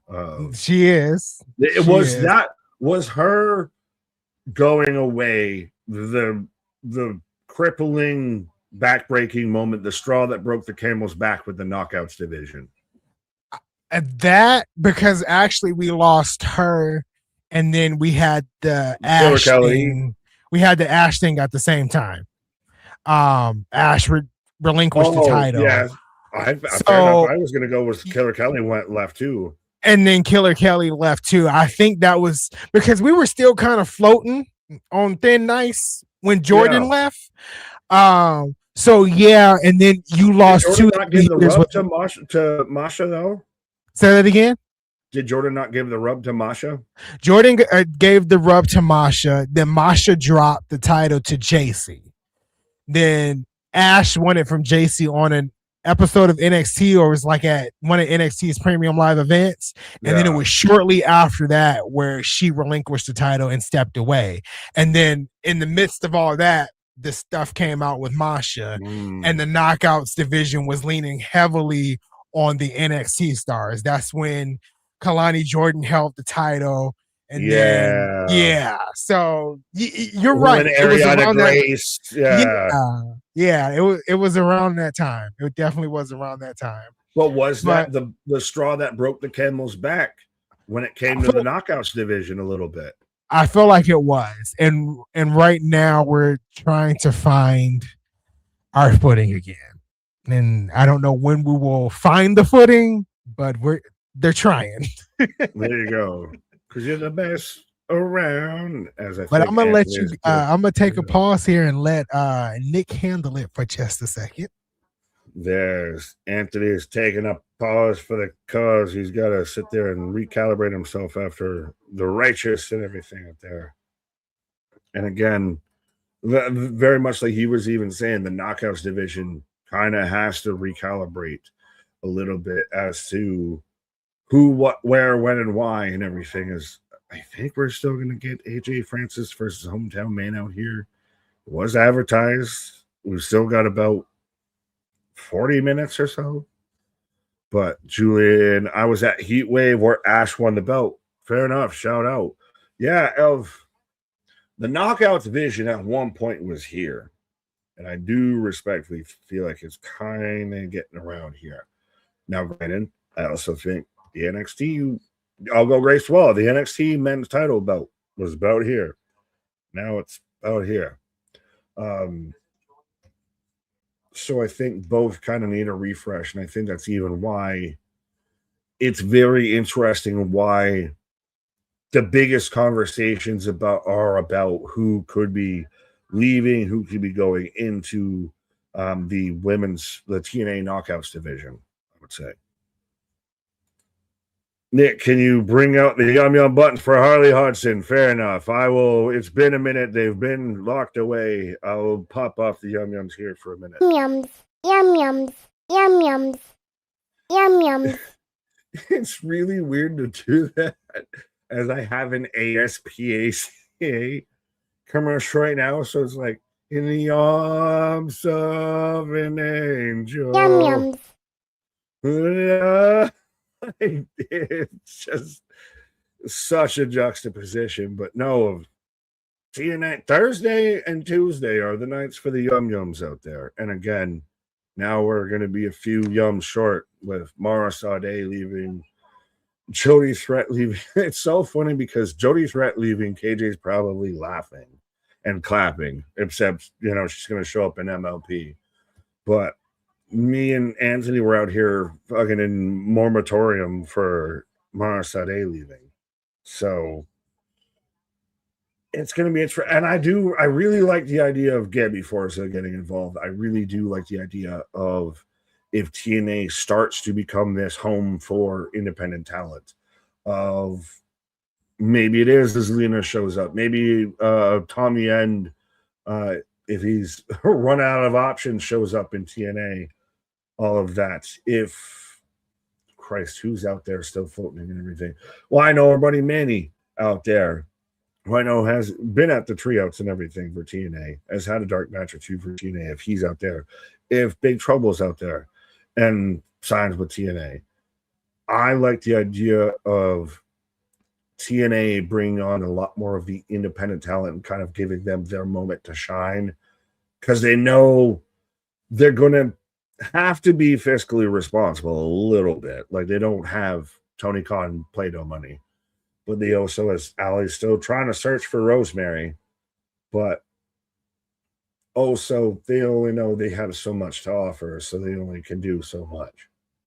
But it is an opportunity for most. And so Allie's out here with the mini tarot card, excuse me. I don't know tarot. The missus is gone away at a convention. She's the one with the witchy powers and everything. I don't know what the card said or anything. So if anyone can translate or let me know what that was supposed to mean, with Allie being surprised as she walked into the red room out there, let me know. But as I have AJ Francis, and of course, they're in Philadelphia, so he's got to come out with the Commanders Redskins based kind of attire. I know Anthony and I have both kind of advocated and wanted AJ Francis to kind of step up to the next level. Does it feel like he's taken a slide back of he's out here, hometown man? He had the whole thing with Elijah. I mean, was expression something that he should have kept around out here? And it would have helped him. It would have made, I know I wasn't the biggest expressions fan, even though I'm quite expressive, but would it have helped him play more of the straight man and the serious man and everything, to expressions being a bit more of the comedy mouthpiece and everything, a la a Leo Rush, Bobby Lashley, which some people saying Bobby Lashley only been presented well in TNA. We'll see. But hometown man out here about to take on AJ Francis. Let me know who you got. And I mean, it's probably obviously going to be goddamn AJ Francis, as hometowns out here with a Saquon Barkley jersey, as AJ's got his own Redskins commander attire with a number 69. But they've even got the merch, the mask hat merch. But yeah, this is one of those that for everything good TNA does, this is one of those of you're still reminded you're watching TNA. And I really wish that AJ Francis, like, I'm not completely knocking Cody Deaner, and honestly, Christ almighty, if you wanted to just do violent design in TNA with Shiloh Hill, Cody Deaner, and Eric Young, just fucking do it.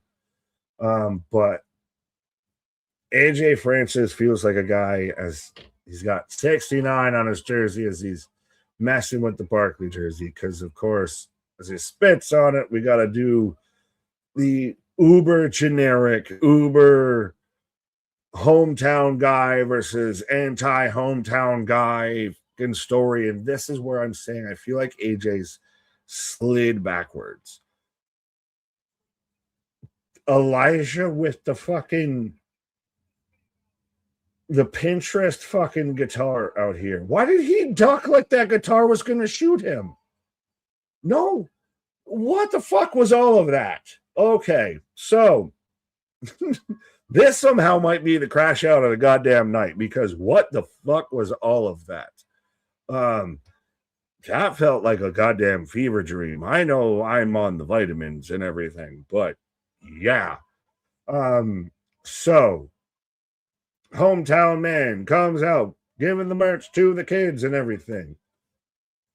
AJ can Toro draping over him with the goddamn Saquon Barkley jersey and everything, busting his ass, has him all but beaten down and everything. All of a sudden, Elijah comes out with his fucking Pinterest, goddamn, Christmas small village, the porcelain villages that your mother and her grandmother or some king relative has. That's a little small Christmas village. If it's all lit up, it was goddamn guitar, weirdly. And then he turns around and does that. I don't even know if I can do that on YouTube, but does that. And somehow AJ Francis fucking ducks. Like that was actually going to be something coming from that guitar, and a lit up guitar with holes in it, and gets rolled up into a 1, 2, 3. For a goddamn nothing match, why should I care? But it's just so goddamn stupid and infuriating. Like, I thought Tommy Dreamer left. I thought Vince Russo left. What? Why? How? Why are we trying? We've been on a trend of TNA getting good, raising their viewership week in and week out. Why the fuck are we doing this shit? As we cut to Cedric backstage with Tom Hannafin. So we cut from terrible to great, or at least good. But just, right there at the end, just, you did the fucking TNA's thing. Why? As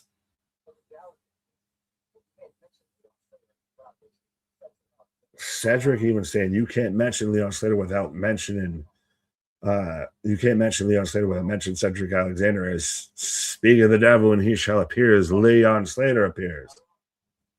I go in. Who has the bigger fucking Cockney accent? Osprey or Leon? But I really feel like it's weird that Leon's putting, if he hasn't already, it's at least announced out there on Wikipedia. Like, people know about it. The streets are talking. That if he loses, he's wiped from the history books. Like, that feels like a, hey, what do you say? I'm about to go that way. Like, he might be completely out the door. Out there with, I'm going to put my record on the books out here. Because even then, it's not like if he wins, like he breaks the record all of a sudden or anything. Like, he just retains what he already had. Yes, Vance, AJ just got buried. Yes, he did. He 100%. He got jobbed out of. This is somebody that I thought would have been out there. Somebody that we should have named when we were talking about who could be out there for the world heavyweight title out there, taking on Mustafa Ali and everything.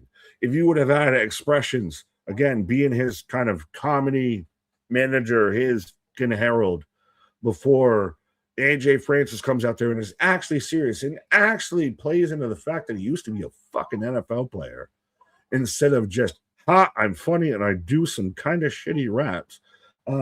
Yeah. It would have worked so much better. And now you lost a fucking hometown man and got jobs. Like, I don't know even where to think you're at. As Leon and Cedric. This actually is selling me 100%. You had your mom hold your hand in wrestling school. Cedric's out here. I've been doing this for 17 goddamn years out here. You think this is a goddamn joke to you? You've been just starting to do this. This is what I've been doing this whole goddamn time. This is some of the best shit. Like, Cedric Alexander is the best member next to Bear Bronson in the system. Like, have those two just be a fucking thing. Have them be the ones fucking carrying the faction. God damn.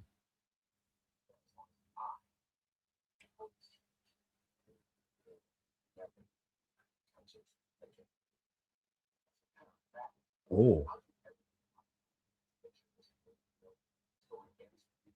This fairy tale story ends for you.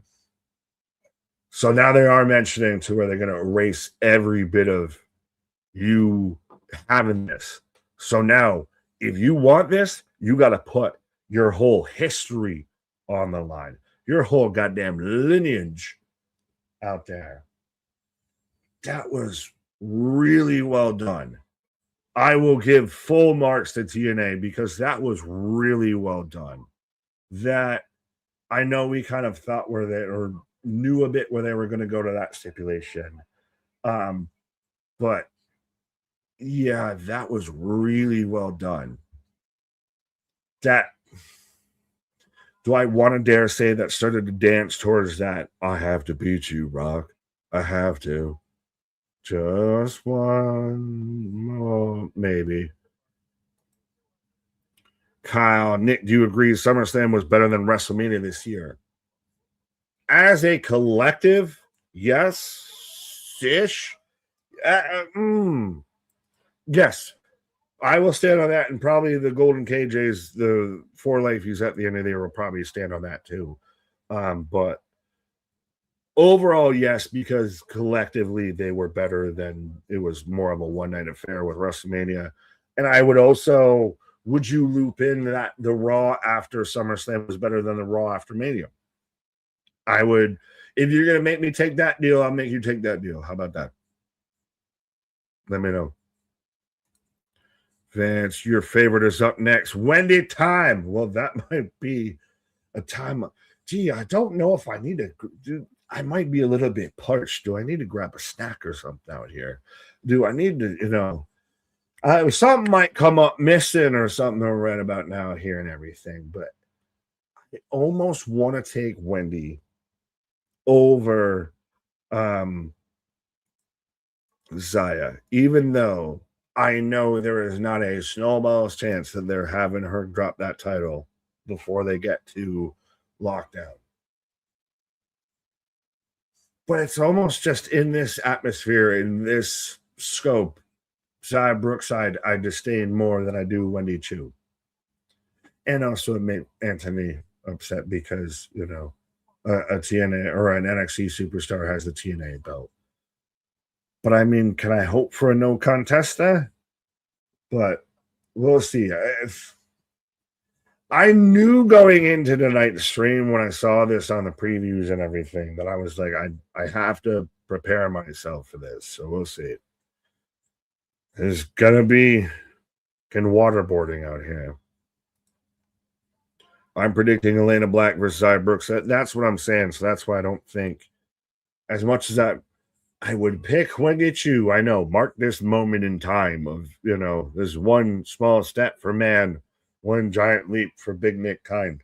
But I think that we're very much setting up towards Zaya Brookside versus Elena Black in a cage at Lethal Lockdown, which I'm not excited for because I don't think they have that much great chemistry in a ring, let alone you add a cage on top of that, and I get even more concerned.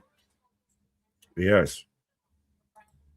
I am still in commercial break, so I will remind everybody briefly, if it is out there, yes, it is. We are back at it like a jackrabbit tomorrow. Friday night SmackDown, the fallout from SummerSlam. What's going to happen as we're leading towards Kevin Owens versus CM Punk? If, where, when, and what, how, and why are we going to have that match? And I'm really excited to see what's going to be the verbal sparring back and forth between those two. Plus, on top of that, Cody Rhodes, Finn Balor, everything popping off with the SmackDown division. Chelsea Green's your new WWE champion as Rhea just had knee surgery.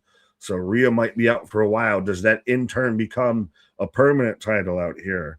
Does Rhea have to vacate? And I feel like she kind of should, especially if she has had knee surgery. But a lot of what finished up night 2 of SummerSlam is going to pay off on SmackDown. So make sure you hear, spread the good gospel of wrestling out there. Be a friend, tell a friend. Let's see if we can get to that nice, unholy number out there on the Catholic days of number 13. But yeah, as we're ever so close to that number for subscribers. And if we're go show some love on Twitch, even if you pop in for a minute, go mob it out there for a minute and then come back over here. But let's see if we can, double platform, double, partner out here and boost up that Twitch. Oh, sorry, Taco. Home TM save, Cody Diener.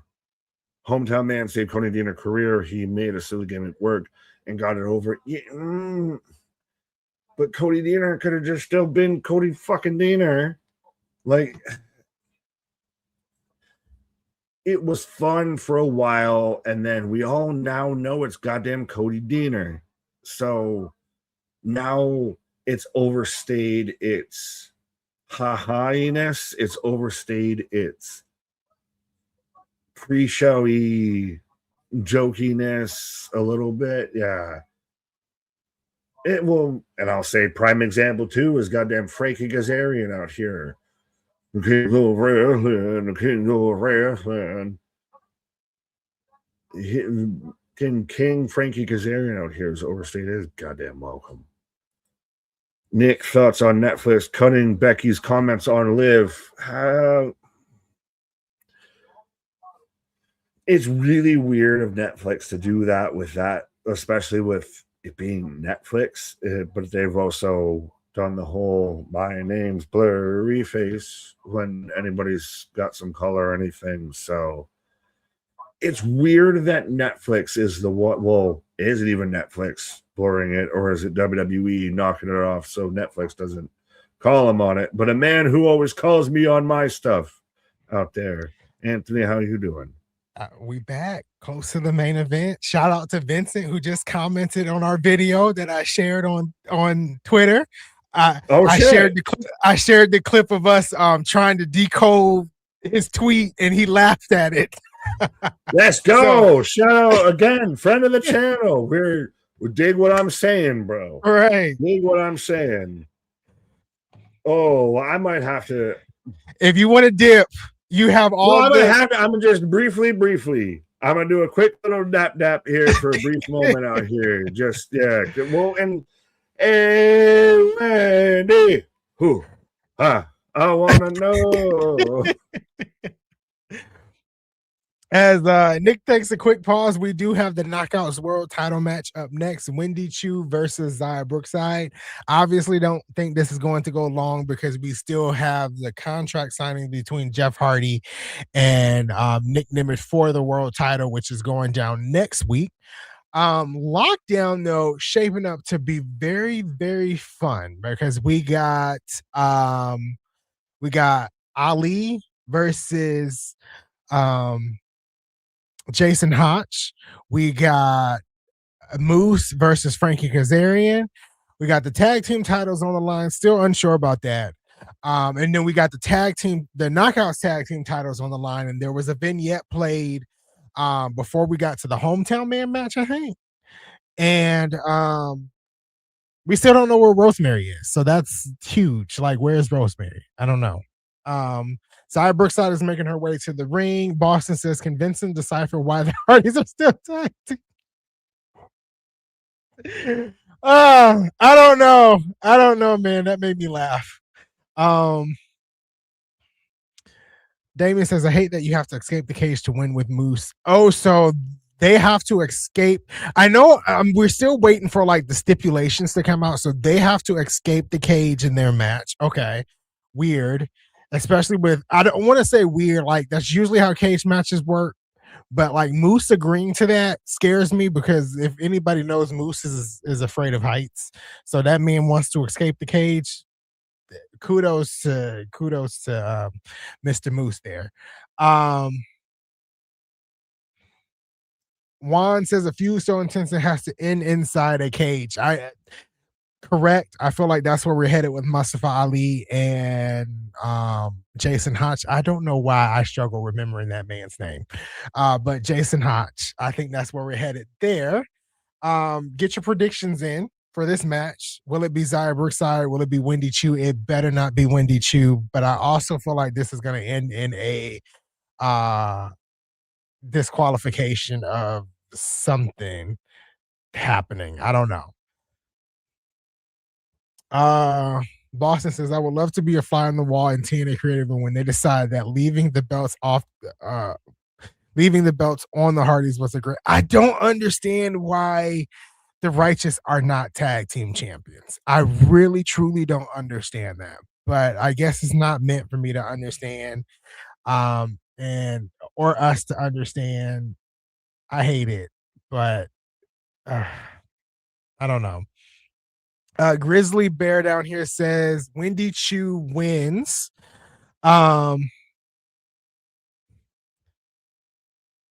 Taco says, why Damien calling him Moose like he's you order at a 5-star restaurant. Okay, I found that funny.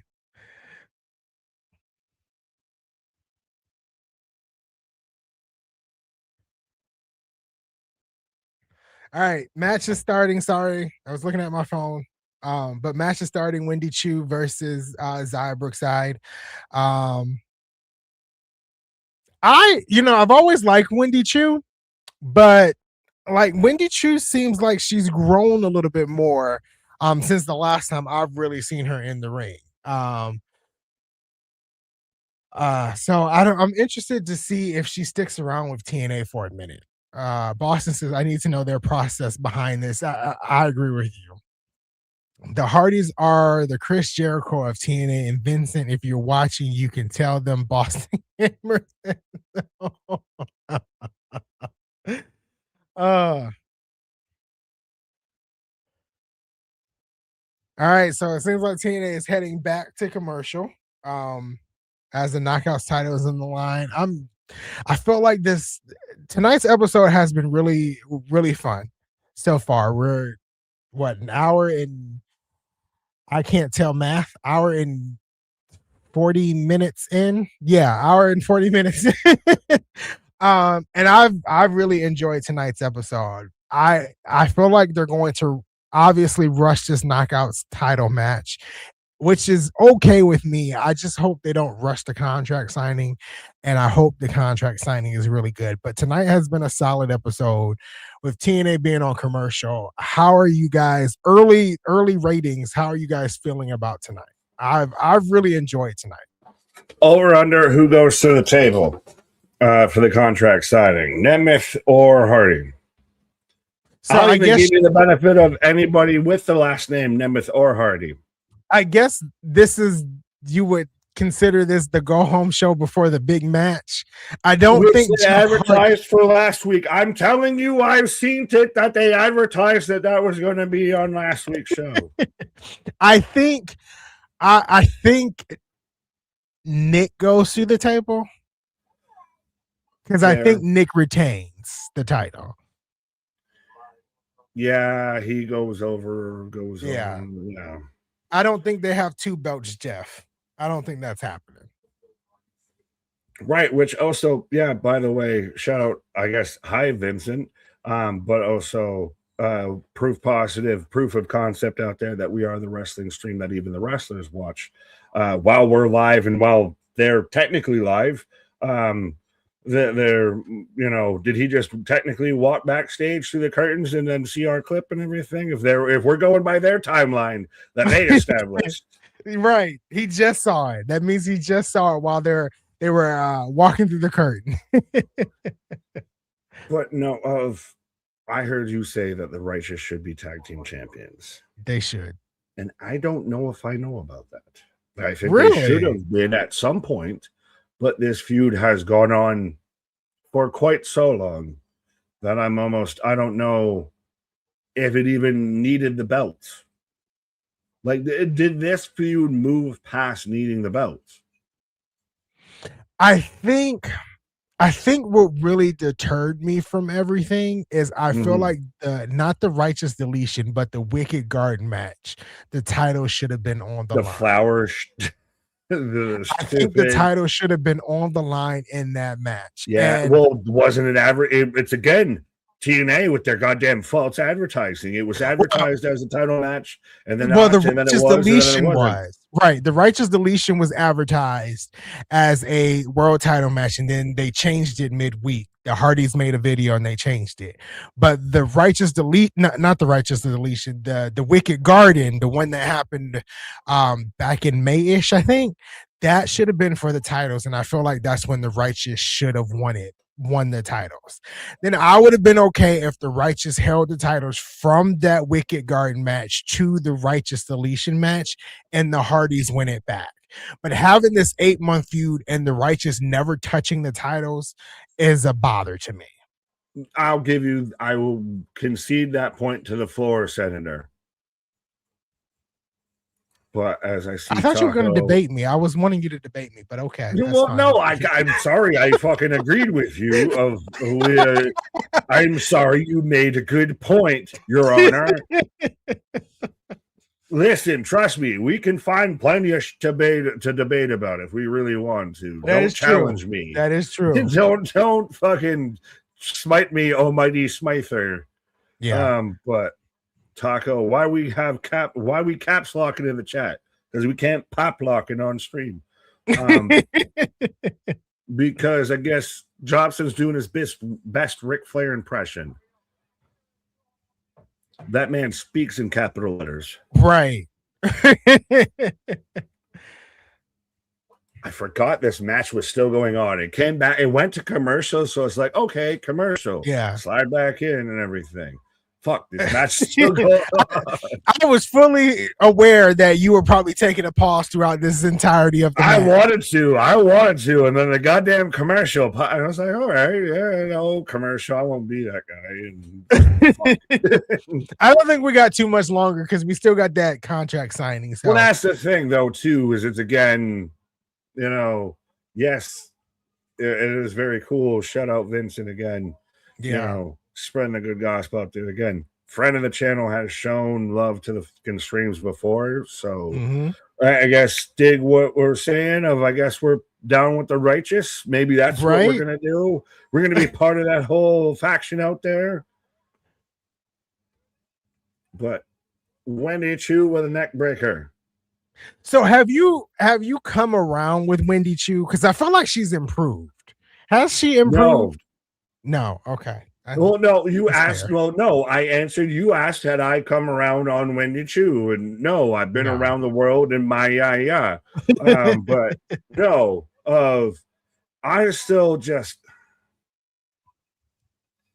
There is so much from watching her as Sleepy Chu, Spooky Chu, Dookie Chu, all of this that I am just so up shit's creek with this talent, with this character, with this talent, everything. Like, I don't literally, it's because it's TNA and she's taking on Zaya Brookside and these two are having a match that I'm picking her. It's the lesser of two evils somehow slightly to me in my head. That's fair. Outside of this, I would hope for a fucking draw like I did with Elena Black and Wendy Chu with the first round, which, by the way, Wendy Chu didn't even win out of the first round and gets a world title match.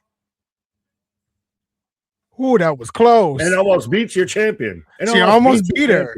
That was very close. And if an NXT, if an former Evolve women's champion is your knockouts world champion. If you just see me pop off screen, like everything just that'd be your pause for the call. That's it. That's it for the night. Nick will take you guys home and end the stream. I didn't know M by Elegance double duty as an official.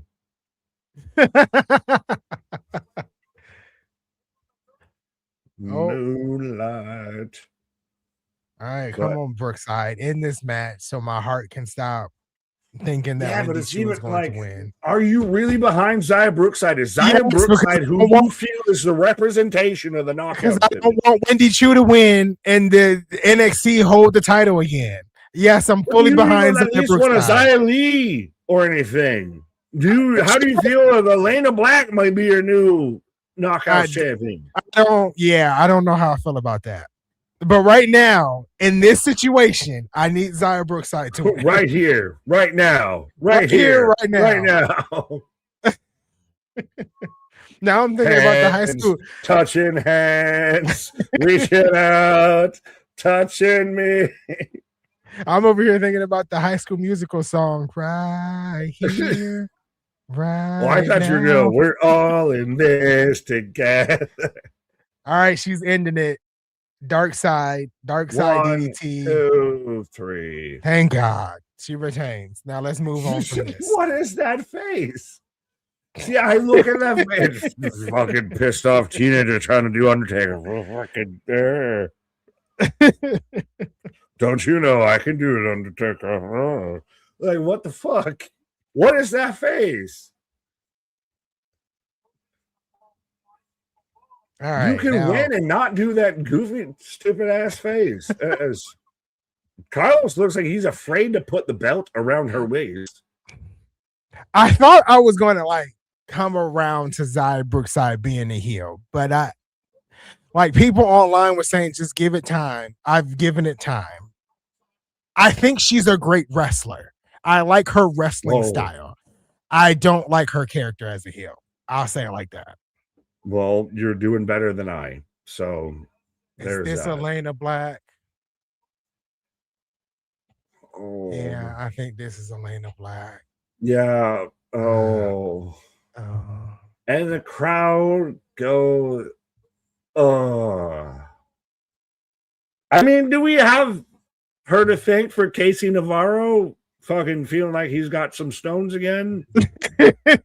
Is that it? Outside of this, of like, you can just go away. Is this contract signing gonna be like 7 minutes? Because they're giving this a bit too much time. Is there an overrun? Is there an overrun? Right. Somehow AEW managed to have an overrun on a 2.5 hour show. You're telling me they went over on the 2.5 hour show when they go over on the 2 hour show? When overrun, there is not that overrun is just. But if that's what the E in AEW stands for somehow. If you overrun already each week, why would you need to overrun the 2.5 hour show when you do that each week? You should slot it for 2.5 hours. It's no longer an overrun. They've tricked your mind. It's no longer an overrun. That's just part of the show.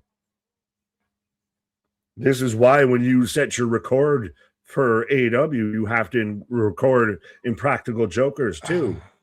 Because you got to get the first 15 minutes, the first half hour, the first episode of Impractical Jokers after Dynamite is a John Moxley match. Like, I'm not complaining about it's a Mercedes Moné 6-woman tag match that you need to watch. It's just when you have the time slot, like when you have the 2.5 hours, why would you do an overrun? Even though like each week it's already almost 2.5 hours.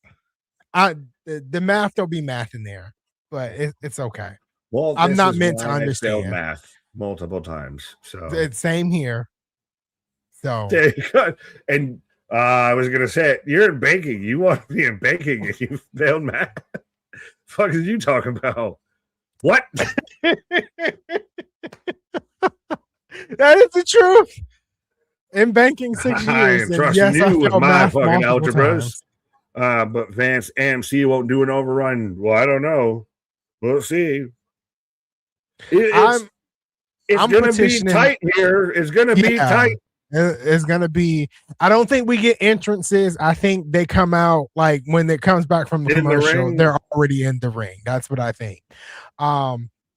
But I need to petition AMC for us. Like I'm okay with the 9 o'clock time slot, but 2027, let's push it up an hour. Let's do 8 o'clock. I kind of want to go back to I'm fully fine with that here. Yeah, I'm a petition. I'm gonna talk to AMC about that. Well, everybody at TNA, at AMC. Well, I mean, think about it. I don't think there's too many people out there still showing love that were showing love when they started on AMC. So yeah. Yes, we're still out here. Off.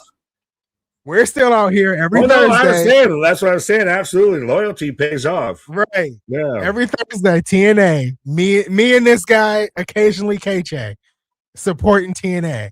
But a lot of those other guys take one Thursday off. We're out here trying to cover 4 fucking months now of TNA. Exactly. I think out of the past we're 8 months in. So out of the past 8 months, I think we've only missed 2 TNA streams. That was last Thursday, and I feel like somewhere in the beginning of the year we missed the TNA to do something for WWE, which is probably the Royal Rumble. But yeah. But Taco out here saying Raw not having a specific end font or end time. End font, okay. Has been nice. But can be annoying not fully knowing how long you're committing each Monday. Yes and no, but I think they let you know that's like they don't call it an overrun. That's Right. just how long the fucking show goes. Like most AEW has a slotted time slot. It'd be like if TNA went past 11 o'clock and we were out here. That's an overrun for TNA. That's not just, oh, well, Impact was Impact. Right. Like a Raw is a 2.5, 2:45, 2:15 show. Yeah, and if you follow the pattern of Raw, the majority of the time it's like 2:15, 2:25, 2:30, right? There's only, in my recollection, 2 Raws that went close to 3 hours, if not 3 hours. And that was the one this past week after SummerSlam. Right. Granted, is after SummerSlam, and the one after WrestleMania went almost 3 hours. Both, but usually their reasons in both. Now, I asked KJ this. I've asked the chat this as we come back to the Hardys real quick. I'll ask you. Sorry. So is this not a traditional contract signing? Jeff Hardy's gonna do his piece of art as a contract. No, it's not at all. We're in a fucking therapist lounge. All right, I'm okay. It looks like they filmed it like one person was there and then the other person was there, and then they stitched it together. And to make it the way the camera position, it looks like Ryan's talking to nobody and Jeff doesn't know Ryan's there, kind of thing. But no, that makes sense. What were you going to say, though? I was going to say, did the Raw after SummerSlam feel akin, if not superior, to the Raw after Mania this past year? I don't remember the Raw after Mania that much. I think that says enough. Okay. No, you're good. I was going to say, I think that explains right there of even that the Raw after SummerSlam very much kind of took precedent, took placehold for that. I saw some people were saying that SummerSlam's replaced WrestleMania at this point. SummerSlam was really good. And for somebody that hasn't really kept up with WWE, I really enjoyed both nights of SummerSlam. Yes, there were low points on each night. You can't have a perfect show, I feel like, but both nights of SummerSlam were really good. WrestleMania was a whole different story. One was good so the other could be great. It felt like exactly. One ran so the other could sprint. Right. So again, is Jeff, his contract signing is just him doing a piece of art? I get it's not your regular contract signing. Yeah. But it's not your regular contract signing. And he's just sitting there sketching and outlining. I again still feel like this is 2 people who weren't on the set at the same time.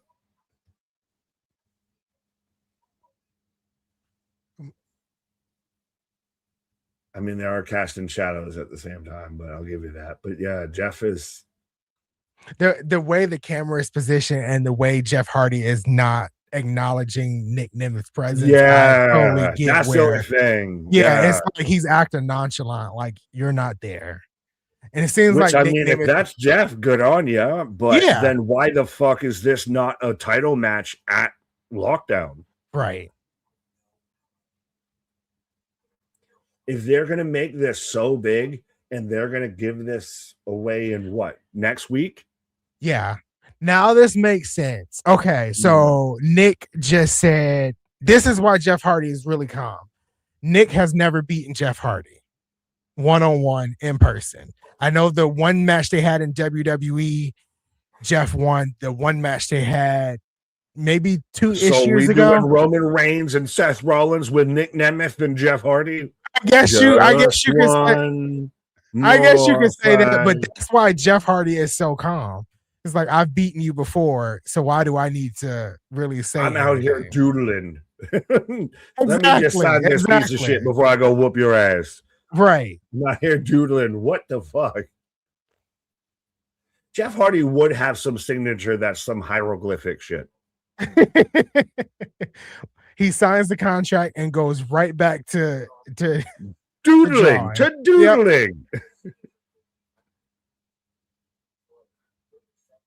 He said, even your signature couldn't be normal.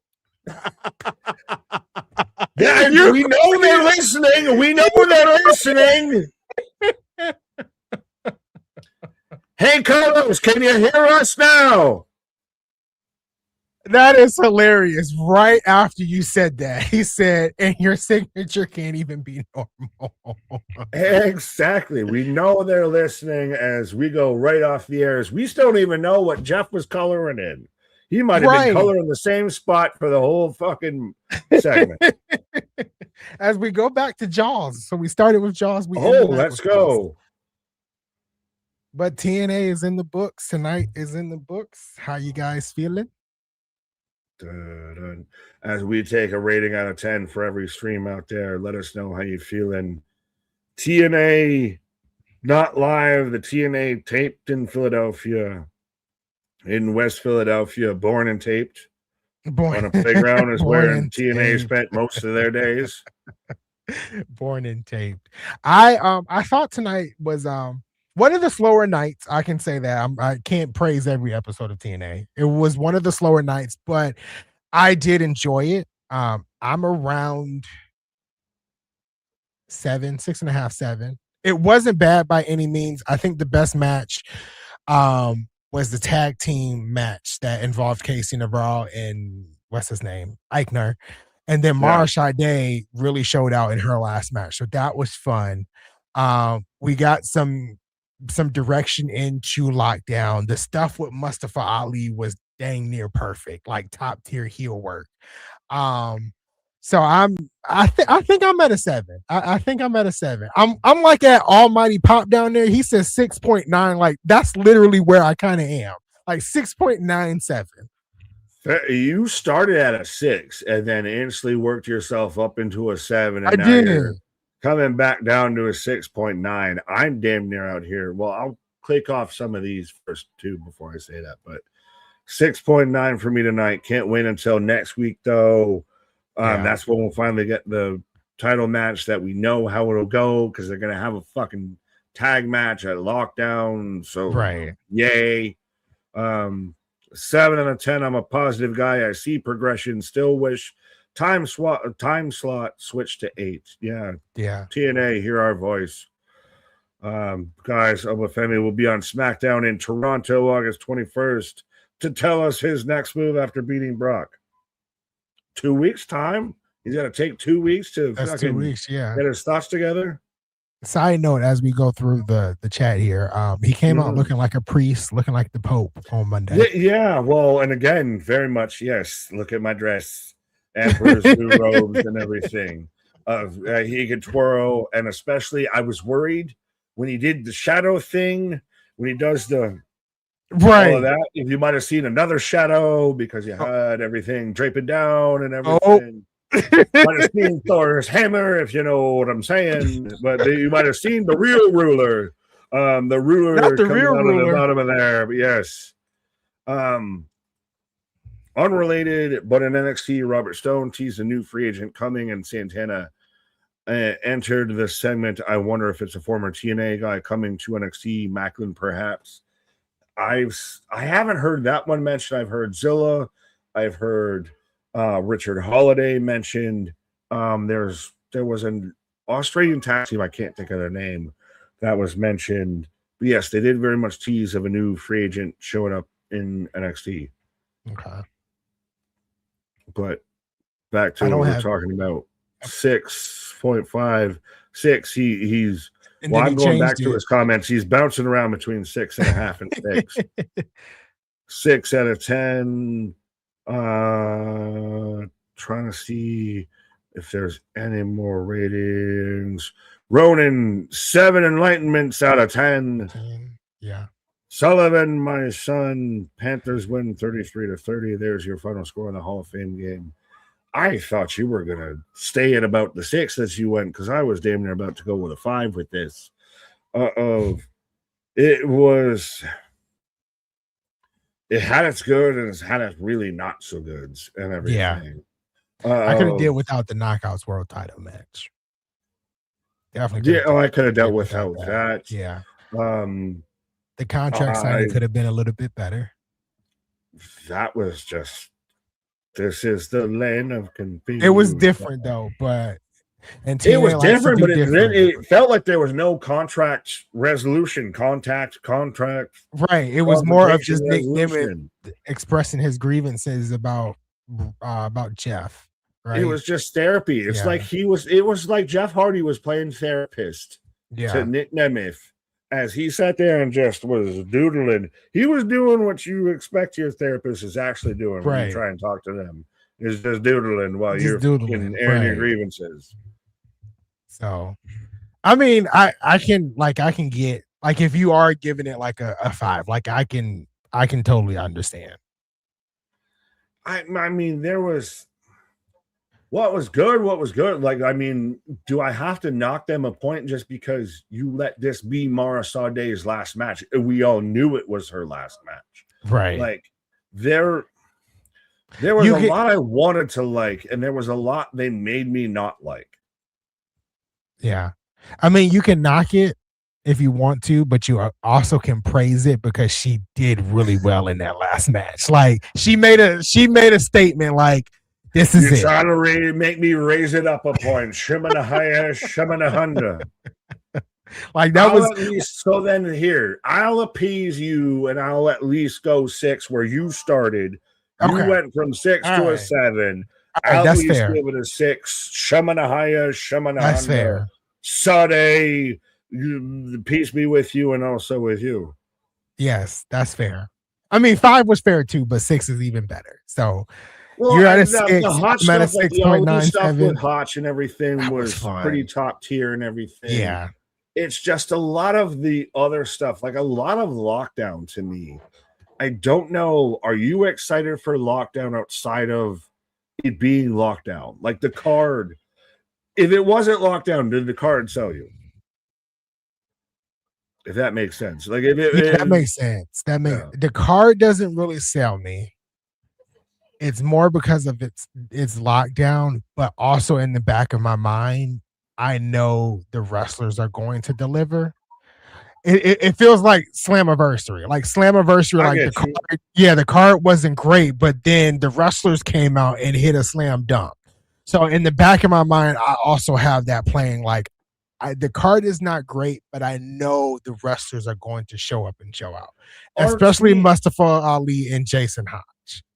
I think that especially in the cage sounds pretty fucking solid. Are TNA fans, when it comes to pay-per-views, the reverse of the sickos already everything's going to be great no matter what happens? It's great, it's amazing, it's wonderful, fantastic. TNA fans like, god damn it, please be fucking great. You're set up to be goddamn great. I really hope you fucking deliver. No, absolutely. I agree with that. Is it what TNA fans do through pay-per-views? Yeah, that's exactly what we do. Because you hype it up, and you're like, we need you guys to deliver. We need you guys to deliver. Do it. 90-ish% of the time, I'll drop that down. 75 to 85% of the time, they deliver. There's rare occasions like Rebellion that they don't. Like Rebellion wasn't bad, but it wasn't good. And then we saw the downfall after. That's why Tommy Dreamer is no longer with the company, right? So, but then Slammiversary came around and all the matches were thrown together. That was because of Tommy Dreamer. But then we got an awesome Slammiversary. So, 75 to 85% of the time they do try to deliver on that. Fair enough. Well, I guess everybody, Sean Reed, everybody's shouting out, I guess, goddamn Hayes King won it for the Panthers out there. If I'm even remembering the goddamn score correct out there. But let's bow out of here and leave like kings, my guy, unless you have anything else you need to say. Anything you need to get off your chest in this wrestling world. No, I nothing to get off my chest. Enjoy it tonight as always. And it seems like even though we always do good together, me and Nick, but it seems like because TNA has like stepped up a little bit. The streams are a lot better. The streams were great before, but we can focus a lot on TNA. We got 'cause they're that not chemistry, sticking. my guy. We out here just hitting them alleys and them oops, my guy. We're the Exactly, Harlem but- Globetrotters in the TNA world out there. Our But shit is that- real. Our shit is raw. Our shit is all authentic. When you talk about that wrestling, you put about that for life. See you tomorrow for SmackDown.